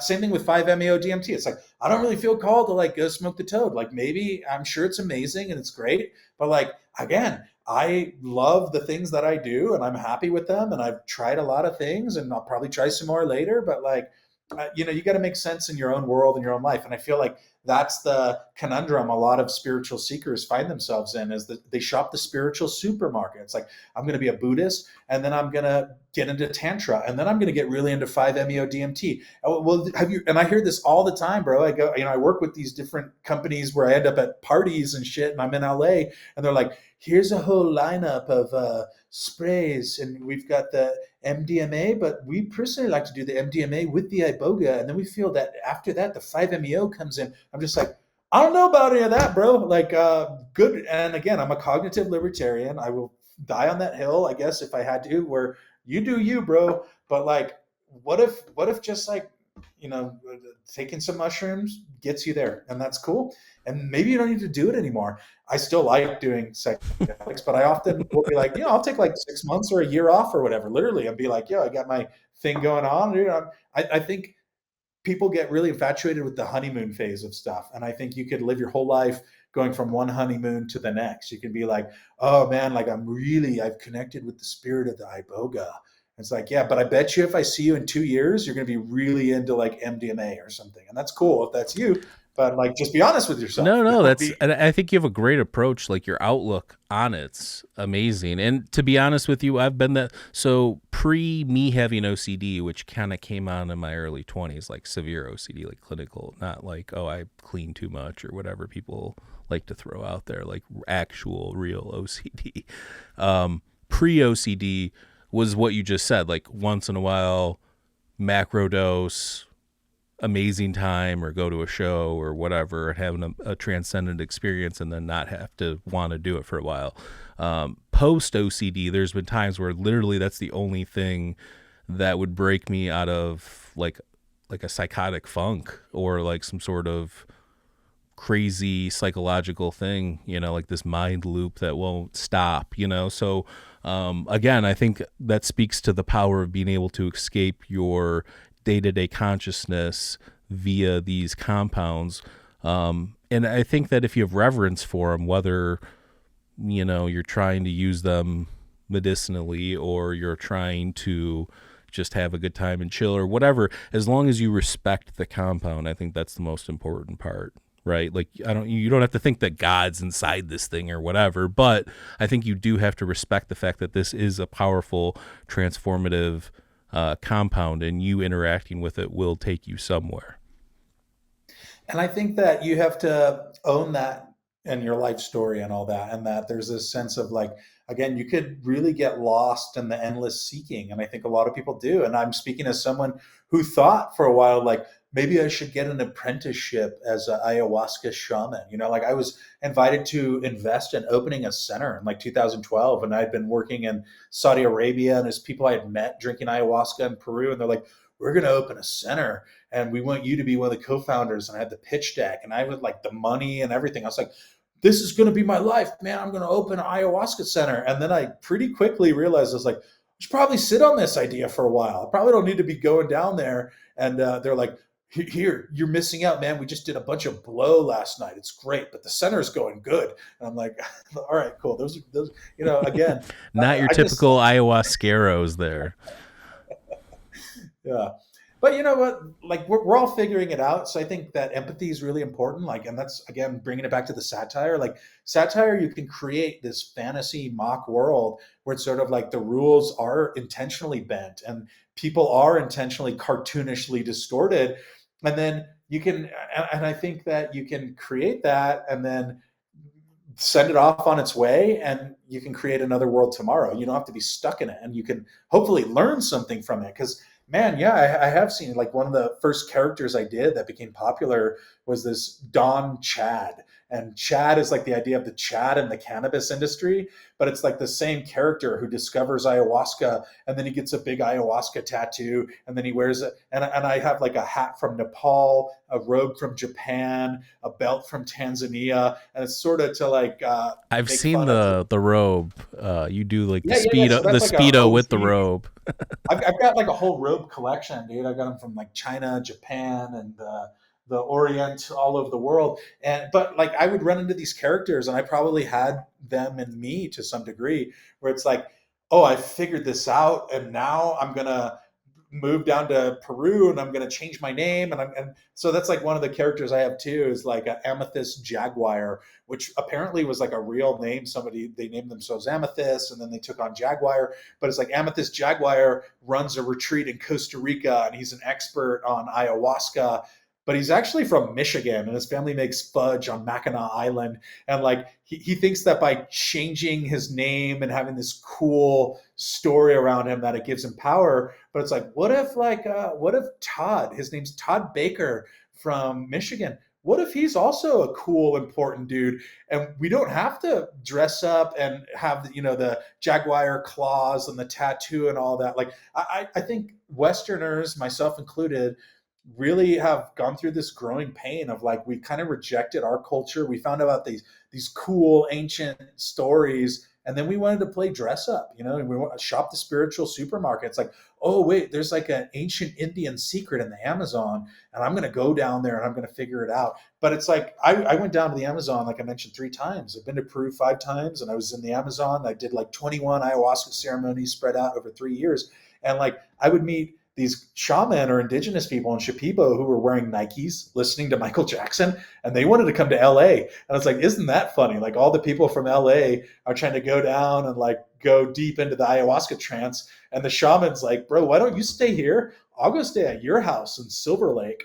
I want my kids to get an education. Foreign exchange program. Yeah, that's another 90-day the other way. Well, that's a satire bit I've done that's like endlessly gift that keeps on giving. It's like, what would it be like, all of our American and Western European people went down to go find God in the Amazon, or they went to India to do yoga. It's like, what if we reverse that? What would they'd go to Waffle House, like have the Shipibos go to Waffle House, go to the Sphere and see the Dead play at the Sphere. They'd get good at Hackensack, Ben and Jerry's. Like, we should have a shamanic exchange program. Yeah, I love that shit. Keep making that. So like, obviously we both make content, different styles, different things. Now I'm doing the Masters of Rhetoric, which is more purely academic and focused on the origins of Western philosophy and thought and everything. But as I do that, I do think about what you're doing, and I've definitely learned some things from you and what you're doing, which is a high compliment, because I consider you to be kind of like, I don't know anybody that's as good of a networker as you in terms of these topics and things like that. But do you feel like platforms like YouTube or TikTok or Instagram are helping shape the psychedelic conversation? And I know you've had like certain pages taken down or whatever. Do you also feel like certain narratives are being silenced, or certain algorithms are kind of being shadow banned or whatever, something along those lines? 100%. And I think that's part of where your strategy comes in, of like, just build one-on-one. I think people get really preoccupied with the idea of like, I'm going to have all these metrics, and you get lucky. It's almost like gambling. Like, it is like gambling, where it's like, and I think the algorithms are often built that way, where like you'll get a hit of a viral video on TikTok, be like, oh, I got 1 million views. And then you spend the next 5 years trying to get 1 million, and you spend all your time there. So I think that they are shaping not just the conversation around psychedelics, but like a lot of the conversation globally. And like, you'll see different political and social topics, et cetera, just get shut out. So before, you would burn books, or you would like censor or ban. And now it's just the algorithm will tell you what you can see and what you can say. And it's tough for real. Cause like I mentioned, I mean, I'm often confronted with like, do I really want to like make this stand on this particular subject matter? And once you get an account taken down and all that, like it's dispiriting, it's demoralizing, because you know how much work it takes to like be heard and be seen and to network and things like that. And I think everybody who says they don't care about it is probably lying. If you didn't care about it, you wouldn't be on the platforms in the first place. So, you know, I've had to try to figure out how to be diplomatic about it, and it's changed my approach. And that's part of why I double down on a thing like a newsletter and building the incubator. Because, you know, I also think that there's a false sense of confidence that comes with virality, where it's just like, and certain content will go viral. So then people are incentivized to do that. So it'd be like, if I were to go dump on one like ethnic group right now on Twitter, like it would probably catch on. Like I think there's a lot of that going on. Look at Twitter; it's just, X is insane right now. But I'm not going to do that. It's like, not that, but I think that people do. They want to get seen and they want to get heard. And if they're like, oh, this content, like this same thing on TikTok, it's a little bit different, but it's like, oh, this dumb content, it gets amplified. And I think there's a social design there. Honestly, it's like if you were trying to socially engineer people, you would have them do dumbass TikTok challenges and not be sharing about macrodoses and growing your own mushrooms. I've taken breaks over that shit. Honestly, like when I see somebody's like, yeah, dude, like I wasn't even trying. I just made some videos and then it like took off and now I'm the most popular podcast, bro. Like it's like a dagger to my heart. It's like, oh, this person's such an idiot. But I have to then, you know, like you said, it is kind of luck. It is kind of, you could put everything into it and still not make it because there's A, so many people, B, let's say you're very well read on a certain topic and maybe it's niche. There's not a lot of people that will even understand half the shit that you're saying. So like you kind of have to, you know, you start riffing on mushrooms, you know a shitload more about mushrooms than the average person.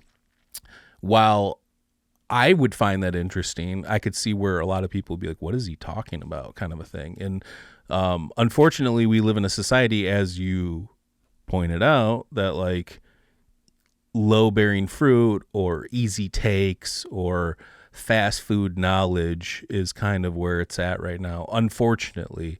And that's why I do that Masters of Rhetoric thing, or started doing it, to try and change the topic, like epistemology, theory of knowledge. How do we know what we know about something? Where did you get that information? What was the origin of it?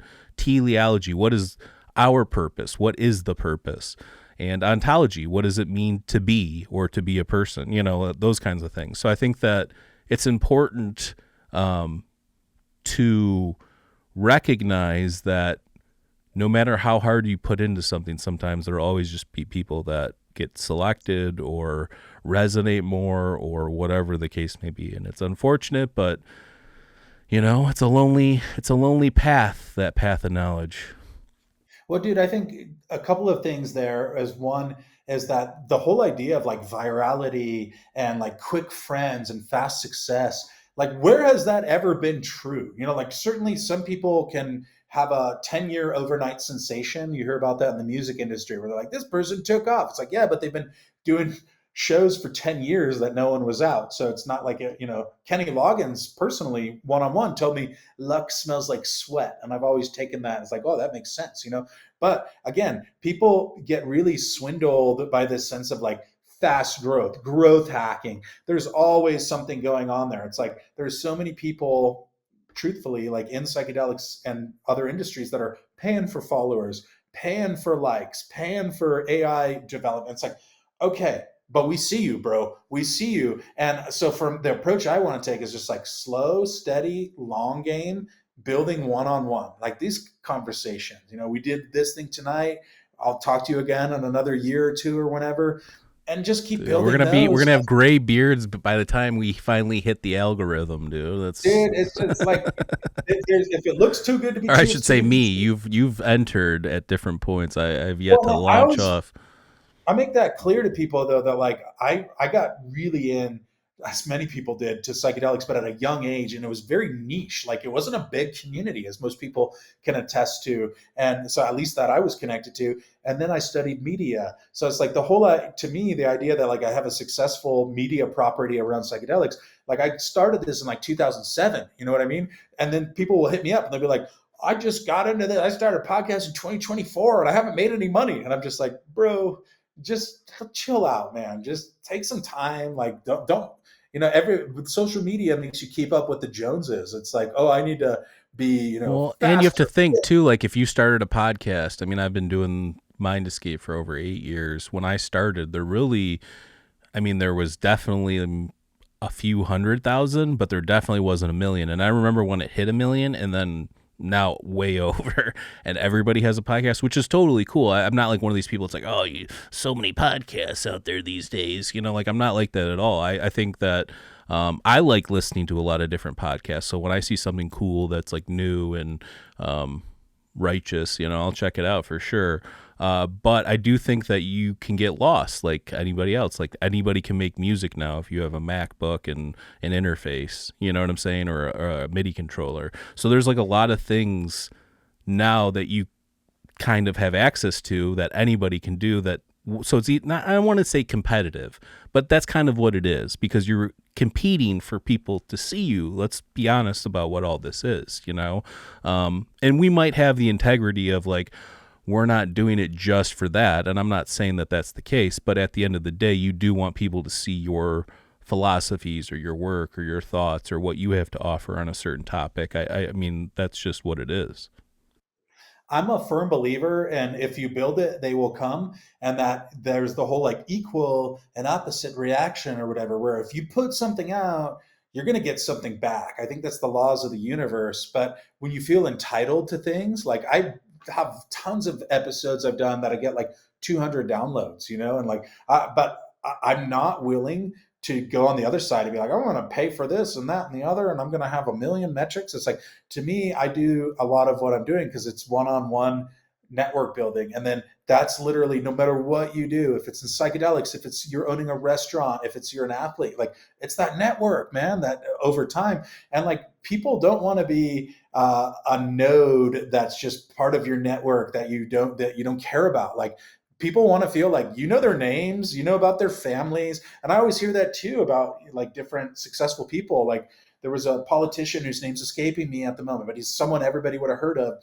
And I heard an interview with someone from the Tonight Show who was like, this guy came on 7 years ago and he came back and like he kind of knew everybody's name who was there, and it was cool. And like maybe he had a briefing, but like you make people feel like they count. And I feel like we've lost that. Now people, they just want to Supposedly be on Tom that. Cruise remembers everybody's names on movies and shit. People talk all sorts of shit about Tom Cruise, but apparently this dude remembers everything.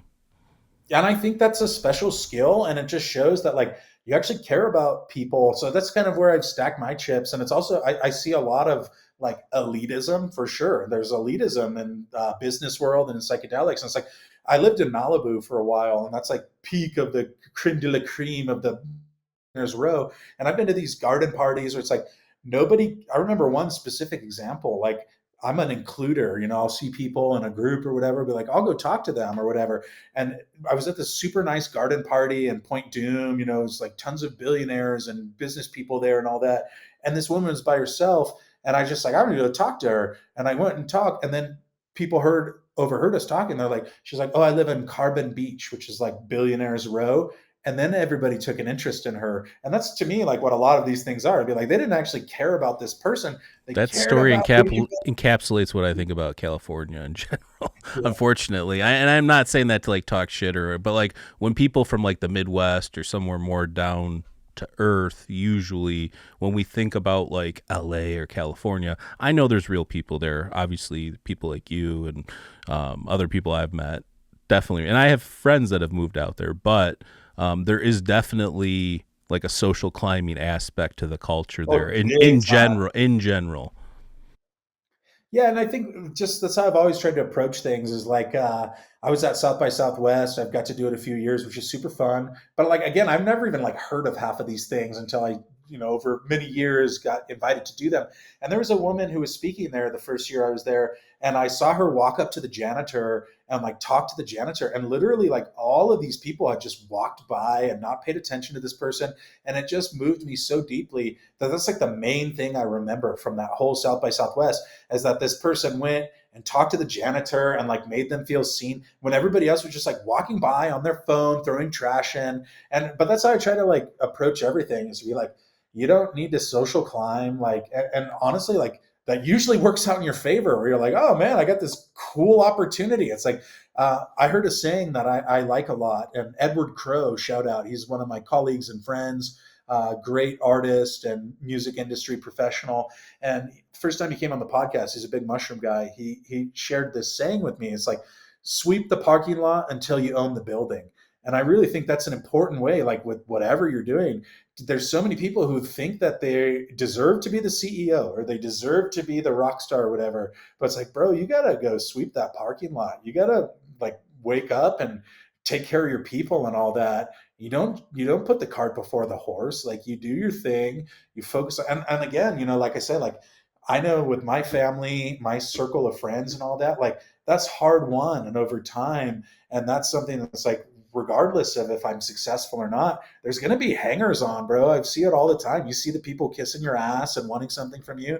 And I'm just like, that's not what got me here, A, and B, that's not why I'm here. Like, it's cool. I'll hang out. I like to fraternize and have fun. But like, you hear this from people who have been successful, and it inspires me a lot. Like, Dave Portnoy, regardless of what you feel about him, the Barstool Sports guy, he's talked about like his ex-wife still has access to his bank account, even though he has a $500 million business now plus. Yeah, I saw that. She was there when nobody else was. And I think like loyalty is in such short supply, because when you're hot, everybody wants a piece. I think that's a Jerry Maguire bit too. Everybody wants a piece. But like when you're on the come up, or and so why can't you do that for other people? Like, you don't need to. And I just see that so much in psychedelics too, to be like, oh, I'm going to go to the conference. I'm going to get Andrew Huberman's ball sweat on my fingers or whatever. Like, dude, it's got nootropics in it, bro. No, I mean, look, as old schools used to say, real recognize real, like, you're right. And like, even for this podcast, like, I could have sent you like some weird social media DM, but I had your number. I'm like, I'm going to text this dude. Let's get this set up, and we've had cool conversations in the past, so I didn't feel like weird about it or whatever. But like, you're right. Like, and that's something I've always tried to cultivate, is like kind of make friends with people that you have on, not necessarily like every guest that comes on, but if there's some sort of common thread there, why not? If you have a lot of commonalities, or you share some sort of kinship there, let's make it happen, kind of a thing. And there's what I call friends of the show, or people that I talk to regularly, or will bounce ideas off me, I'll bounce ideas off them, say what's up, see how you're doing. And I think that is important. And whether you're doing a podcast or running a TikTok account or whatever, I think that creating those bonds are important. And I do think that I've been lucky enough where 90% of the people, maybe 85, it's been reciprocal. And then you'll get somebody, as I mentioned off air, they'll come on and be like, I'm trying to sell my book, and they'll just repeat the same talking points that they repeated on 5 other previous podcasts. It's like, I'm not interested in that. If that's what you're going to do, I can't really control that, but I would rather have a real conversation and have a little bit of a back and forth and build some rapport than have some sort of like, stale talking point podcast or whatever. Yeah, and I do my best to be as authentic as possible. Like, I'm just kind of sharing. Like, even this week, I do the incubator I mentioned, and there's somebody who's been coming on, and they're like, look, I have a very similar business to yours that I'm launching. And what do you think about this? And I'm like, great, here's 3 leads. I don't have time for this. So like, you can take, but that's how I feel about life in general, is like, I'm not too focused on the critics. Like, certainly it's hurt in the past, and there's a time where I'm like, ooh, that stung. But like, you get to a point where like, I just got bigger fish to fry, dude. Like, I'm not out there trying to take anyone down. Like, I got way more going on, and I'll deal with the things as they come. Life comes at you, and that's something I've learned from life in general now, is that like, that shit hits you when you are not ready for it, bro. Dude, I got this gnarly satirical hit piece, bro. It's ready to roll.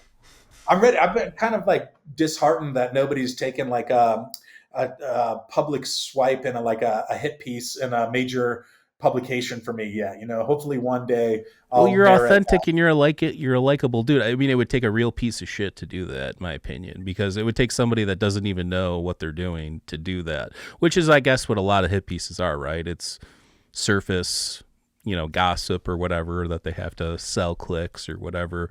But I mean, it would be very hard. That's why when you're authentic and you put your real self out there and you do build true real community and you do things like you said, you put good vibes out there, invest in your community and share and everything like that. I think it's hard to critique and criticize. I mean, because what are they going to say? You're a real one. I mean, it's a tough thing.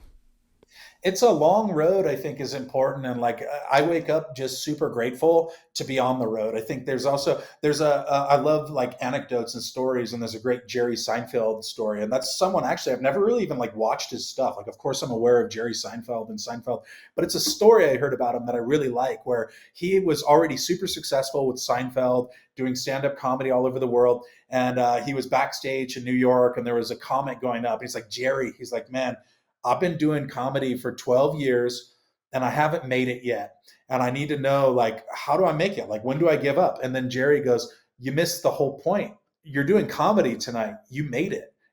There's this, and I think there's this sense again of entitlement of like, I need to get to the next thing. But like, if you can walk that back and be like, dude, I'm just in the game, as cliche as it sounds, I'm in the arena.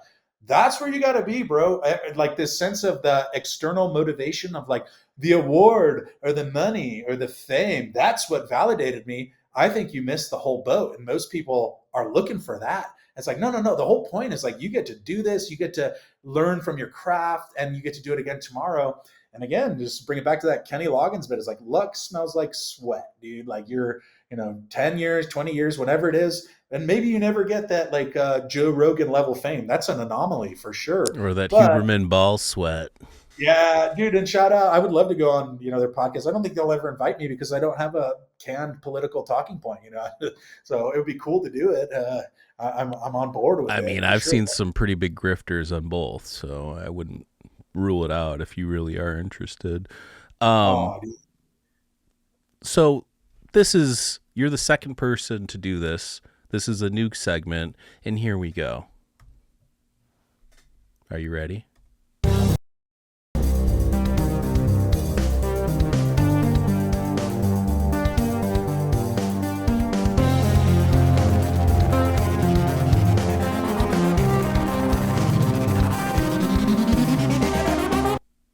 Dennis, are you ready for Mike's Mind Melters?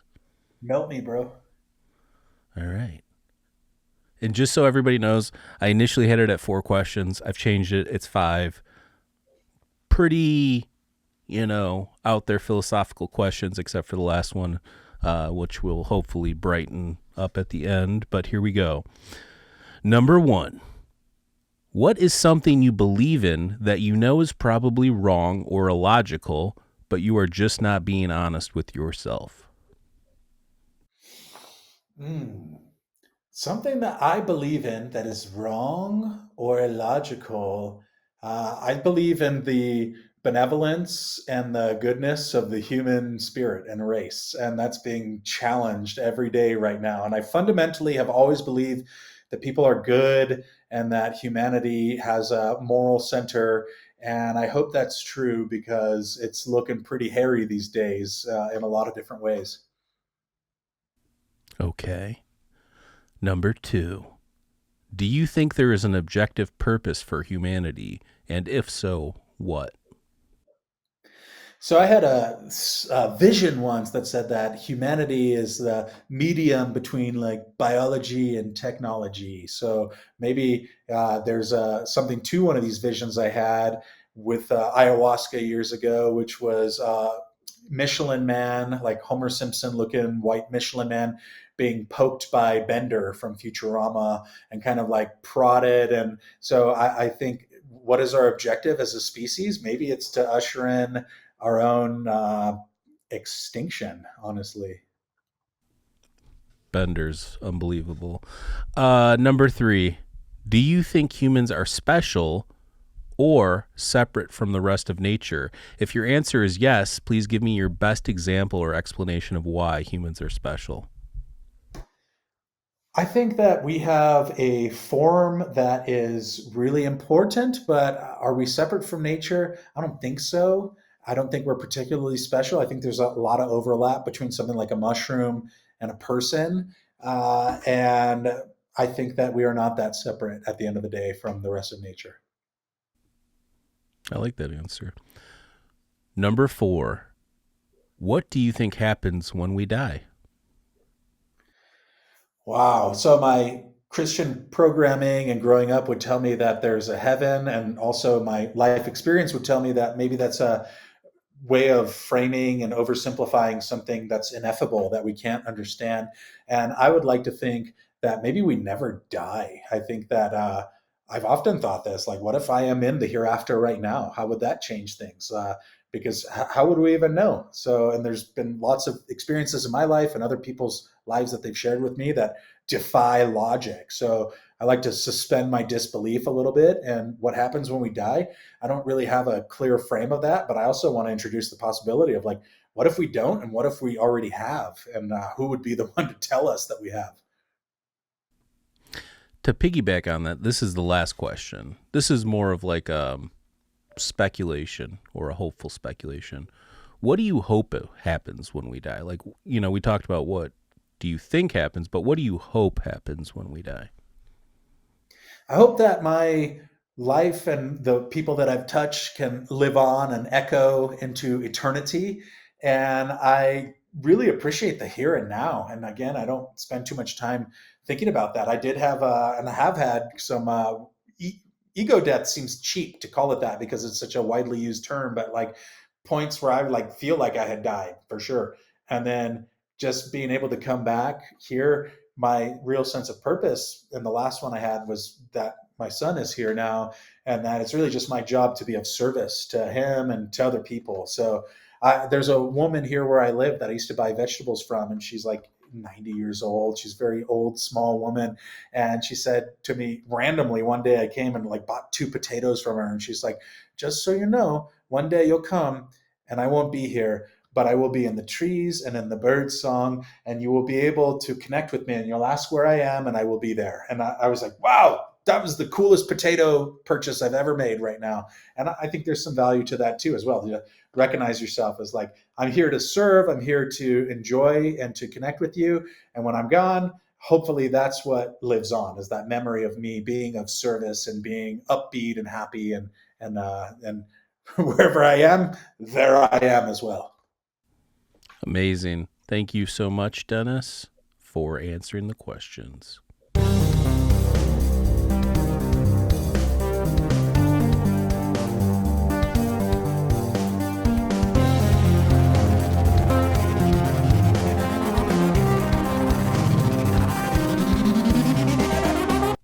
All right.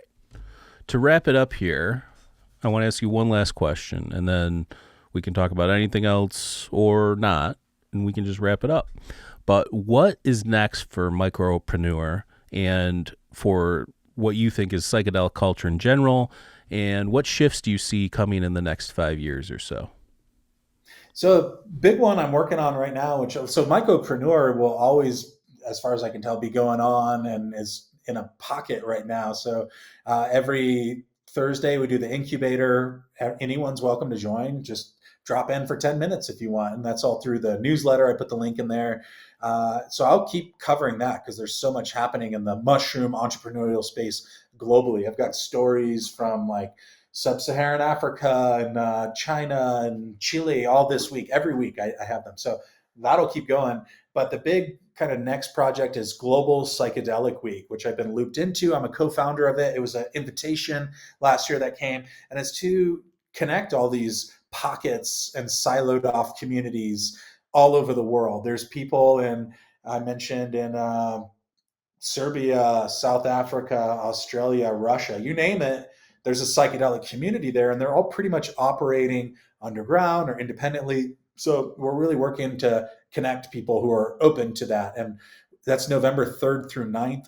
We've got some of the big names in psychedelic industry, Renaissance. We've got Rick Doblin speaking, Robin Carhart Harris, but then also a ton of other people many folks will have never heard of. We've got people from Zimbabwe and Argentina and United Arab Emirates, because again, if you build it, they will come. And we put it out there, and then people started hitting us up, and they told, hey, my friend posted about this, and we want our community to be a part of it. So it's online, and we also have in-person satellite events all over the planet. So we've got like 50 plus confirmed in places like Goa, India, Buenos Aires, Los Angeles, Amsterdam.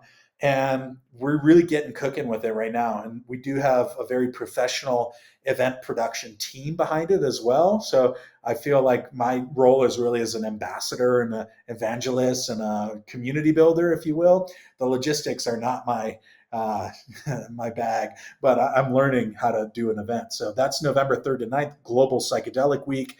You can find that anywhere if you Google that or just follow my work.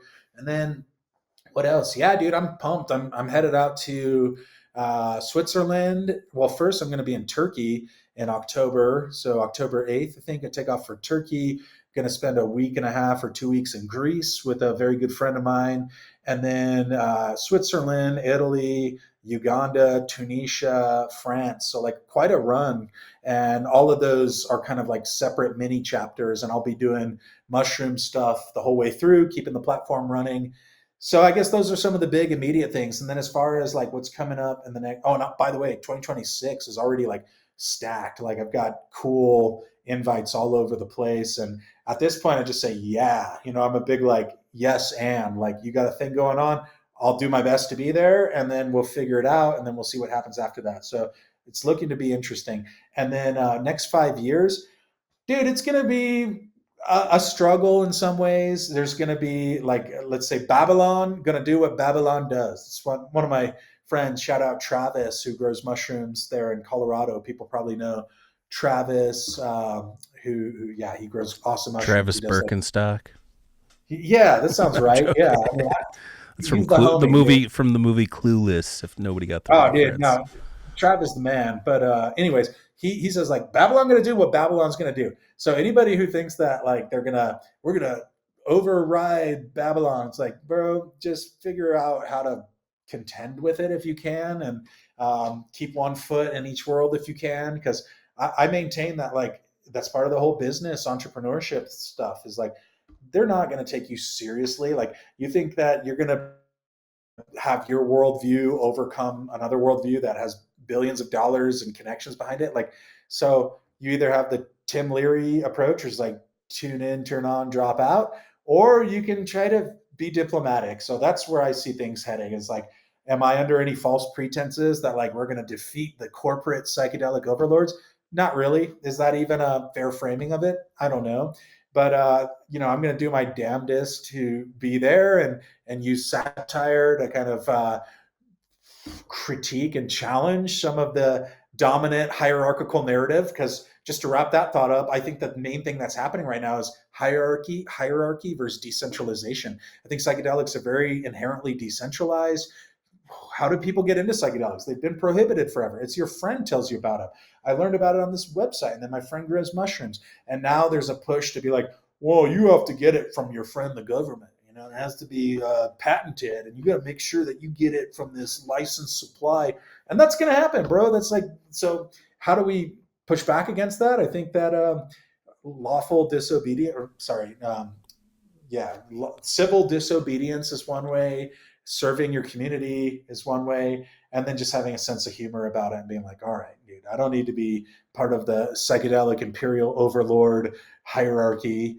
But also, if they want to invite me to their dinner party, they usually have pretty good hors d'oeuvres, so I'll show up for sure. But I'll be showing up with the mushrooms that my homie grew or that I grew. Dude, maybe it'll go the way of the dank and the heady nugs, bro. I mean, look at the whole cannabis industry. Like it's a mess. So again, everything here in Michigan is so much better and cheaper than Chicago, dude. The Chicago cannabis, dispensary scene is ridiculous price wise. Like what? Like I would have to imagine. I would have to imagine most people in Chicago are still doing black market stuff. Big time. Shout out Wolfpack, great Michigan band. There's plenty of. Oh, I love Wolfpack, dude. Yeah, I figured you would. I've seen Theo Katzman. I don't think I've actually seen Wolfpack, but I've seen Theo a few times. But I've been listening to them for a minute. Dude. Like The world is awesome. People are awesome. And there's a saying I also like, there's always rabbit shit mixed in with the jelly beans. So like, just be aware of that. And I think, no, regardless of if you're into psychedelics or whatever you're into, bro, now is the perfect time to cultivate a healthy sense of humor, because I think that is like the Achilles heel of inhumanity is humor. Like you think about the way that there's a lot of what seems to me like social programming and conditioning going on. It's trying to rob people of their sense of humor and humility. It's a us versus them. This person, this, that, and the other is wrong. And you see this all over the place, and it's a wash on our social media timelines. If you can cultivate that sense of humor, have a sense of humor about it, like it's going to be very hard to fuck with those types of people. Because I also think, man, look at where everything's heading with AI and the post-truth world, facts that are up for debate. Like we have just an absolute circus that's unfolding. So why, if you're going to take everything super serious, bro, that is going to be a real tough cookie to tangle with. But like, if you have a sense of humor about it, then hopefully we can at least have a good time while we're here. So that's where I see the next 5 years going. Nice. Yeah, that actually kind of plays into this philosophical thought experiment kind of thing I've been doing deep in meditation called I'm calling it the humanity paradox. Like, how are we here? Because literally we would stab each other in the back for no reason if it meant whatever we needed. Yet we like to think of when we think of the word humanity, we think of it as like goodwill or whatever, but in reality, like, the history of us has been so bloody and so disgusting. It's a shock to me that we are here in the capacity that we are right now. Well, I want to close with one bit I heard from Paul Stamets recently, which, he's a fascinating character. And I was in Telluride, Colorado for the Mushroom Festival a couple of weeks I ago. think I know And where he you're had a, going, but I like well, it. I think it's really important to amplify this because his whole talk was about what separates humanity from AI and machines, and it's random acts of kindness. And most people are only here, and you're only doing as well as you are because someone was kind to you in a way that wasn't transactional. And that's how I try to approach everything. To be like, if it's cold clinical transactionality, which a lot of people are pushing for, then we've lost our humanity there because that's inefficient. And if you were to ask a machine, as Paul Stamets had said in this talk, be like, what if I was just like randomly nice to this person? They'd be like, well, what do you get out of that? Where's the efficiency, the clinical precision there? But can we take that spirit and move it to the next chapter of humanity? It remains to be seen. But if you can just be kind for no reason, especially to people who can't pay you back, like, you're going to be fine. And I see that with, ironically, like some of the most successful companies I see, the coolest people. They're just like, oh yeah, we're not worried about it here. How can we help you out? And obviously you can't always do that without a sense of business acumen. But I think that if you approach life that way, where it's not all about transactionality, it's more be like, hey, can I just do a cool thing for you for no reason? You're going to actually ironically get way further ahead than if you take like the quickest route from A to B, clinical efficiency. So don't do that, bro. Don't be a machine. Be a random act of kindness person, human. Yeah, I heard that on Rogan, and I would love to pick his brain on that because, part of kind of what I just mentioned, this humanity paradox, does he think, he might, I'd have to go back and watch, but does he think that he said that's the only reason why we here? So is it the snowball effect and like we're here because there's this accumulation of all these random acts of kindness throughout history? But if that's the case, there's been like bottlenecks from like super volcanoes and diseases and different things. And obviously that brings people together. So is there like periods where these things come and go, or is it really just random, as in like there's no algorithm set to pick this thing up kind of a thing? I would be curious to speak more about that with him, but I think that's just one way of framing it, and it's not rocket science. There's the old trope or a joke about like white guys will do mushrooms and then discover a basic sense of empathy and think it's like a breakthrough or whatever. But it's true. I mean, that was kind of like what got me into and fascinated in all this stuff. It wasn't about, never was about like healing mental health or total addressable market. Now it's framed again pathologically to be like, there's this patented 052H receptor thing it's gonna potentially be worth $2 billion. It's a blockbuster drug. It's like, okay, well, that's a very separate conversation than like, oh, dude, I had a mushroom experience, and then I wanted to call my friend I haven't talked to in 3 years, or like I wanted to go give a bunch of money to a charity. I'm not even sure why. I just wanted to do it. I think that's where I want to live, man. And again, like I love having resources and having opportunities, but like I hope that years from now I'll still be that dude that will just say yes for no reason. Like somebody hits me up, they want to work on a project, I'll try to find a way to do it and to accommodate it. And if I can't do it, I'll try to add some value and amplify in some way, rather than just that cold clinical precision transactionality. Because also there's a sense, since we're getting into it, about like seeing the end goal of capitalism and kind of rejecting it. And I feel like I got to see that living in San Francisco and Silicon Valley and Malibu. I see and have seen people who are like crazy wealthy, who have these like kind of like self-degenerative conditions and issues. Like, I've been exposed to people who live in mansions by themselves, who have just like boxes of stuff they order from Amazon because they're trying to replace the sense of community and connection. It's like I saw a video recently which resonated with me, and I've seen this in Malibu, about like people in the Hamptons have everything. They won capitalism, and then they put up these big hedges and walls, and they don't want anyone to see them. And then then you end up having kids who like get into opiates, and they're trying to fill this spiritual vacuum. And so there's obviously rabbit holes we could tug out there. It's probably for a different conversation. Well, I mean, that's a dichotomy too, because you have one of the richest real estate markets in the country, and people are taking dumps on the street everywhere. So like, it's kind of a lot. It's wild. Yeah. But I mean, you hopefully, right? See $1 million apartments with like homeless encampments around them, and then people need to find a way to kind of keep up with the illusion that they're healthy and happy. And that's what we've been programmed to do, is like buy more, do. And I think a lot of people have kind of seen that end goal, be like, oh man, like having billions of dollars is almost kind of like a mental illness in some way. Like, would I love plenty of resources? For sure. But like once it gets to this point where it's like, I have to have a bigger yacht, I have to have a bigger plane.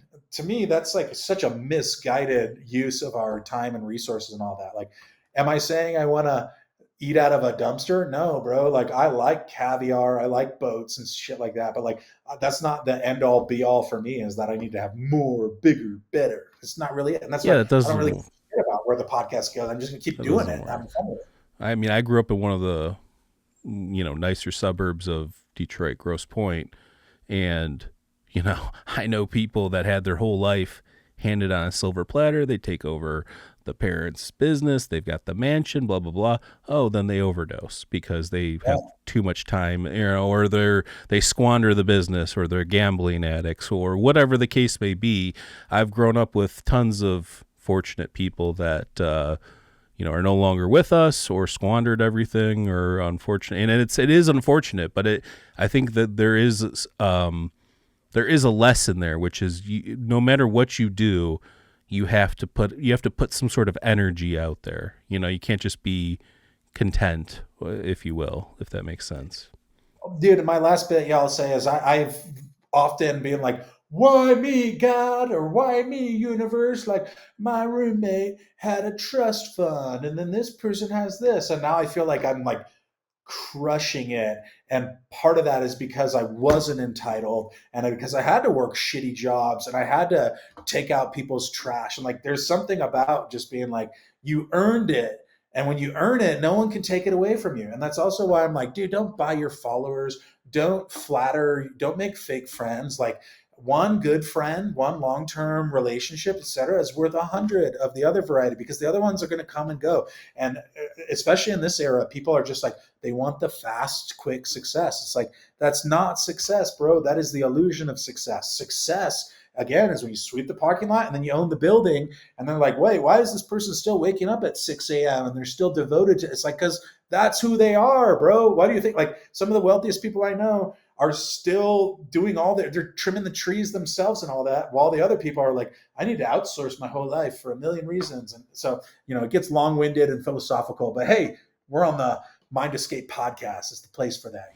Yeah, man. New Telos. This is what it's for. And I really appreciate what you're doing. And yeah, man. I mean, next time you're in the Michigan area, I mean, I can't be traveling too much these days, but if you're ever in the zone here, and give me a ring of ding. Come out once a year, bro. We'll do that because my wife went to Hope College in Holland, Michigan. So, Okay. Yeah. We've got in-laws in Chicago, so we usually will drive up. I go to the lakes. We have a friend with a lake house, so stay tuned, bro. But let's do a podcast in person next time I'm out. Yeah, man. I have all the gear actually now. Let's do it. But yeah, man, I really love what you're doing.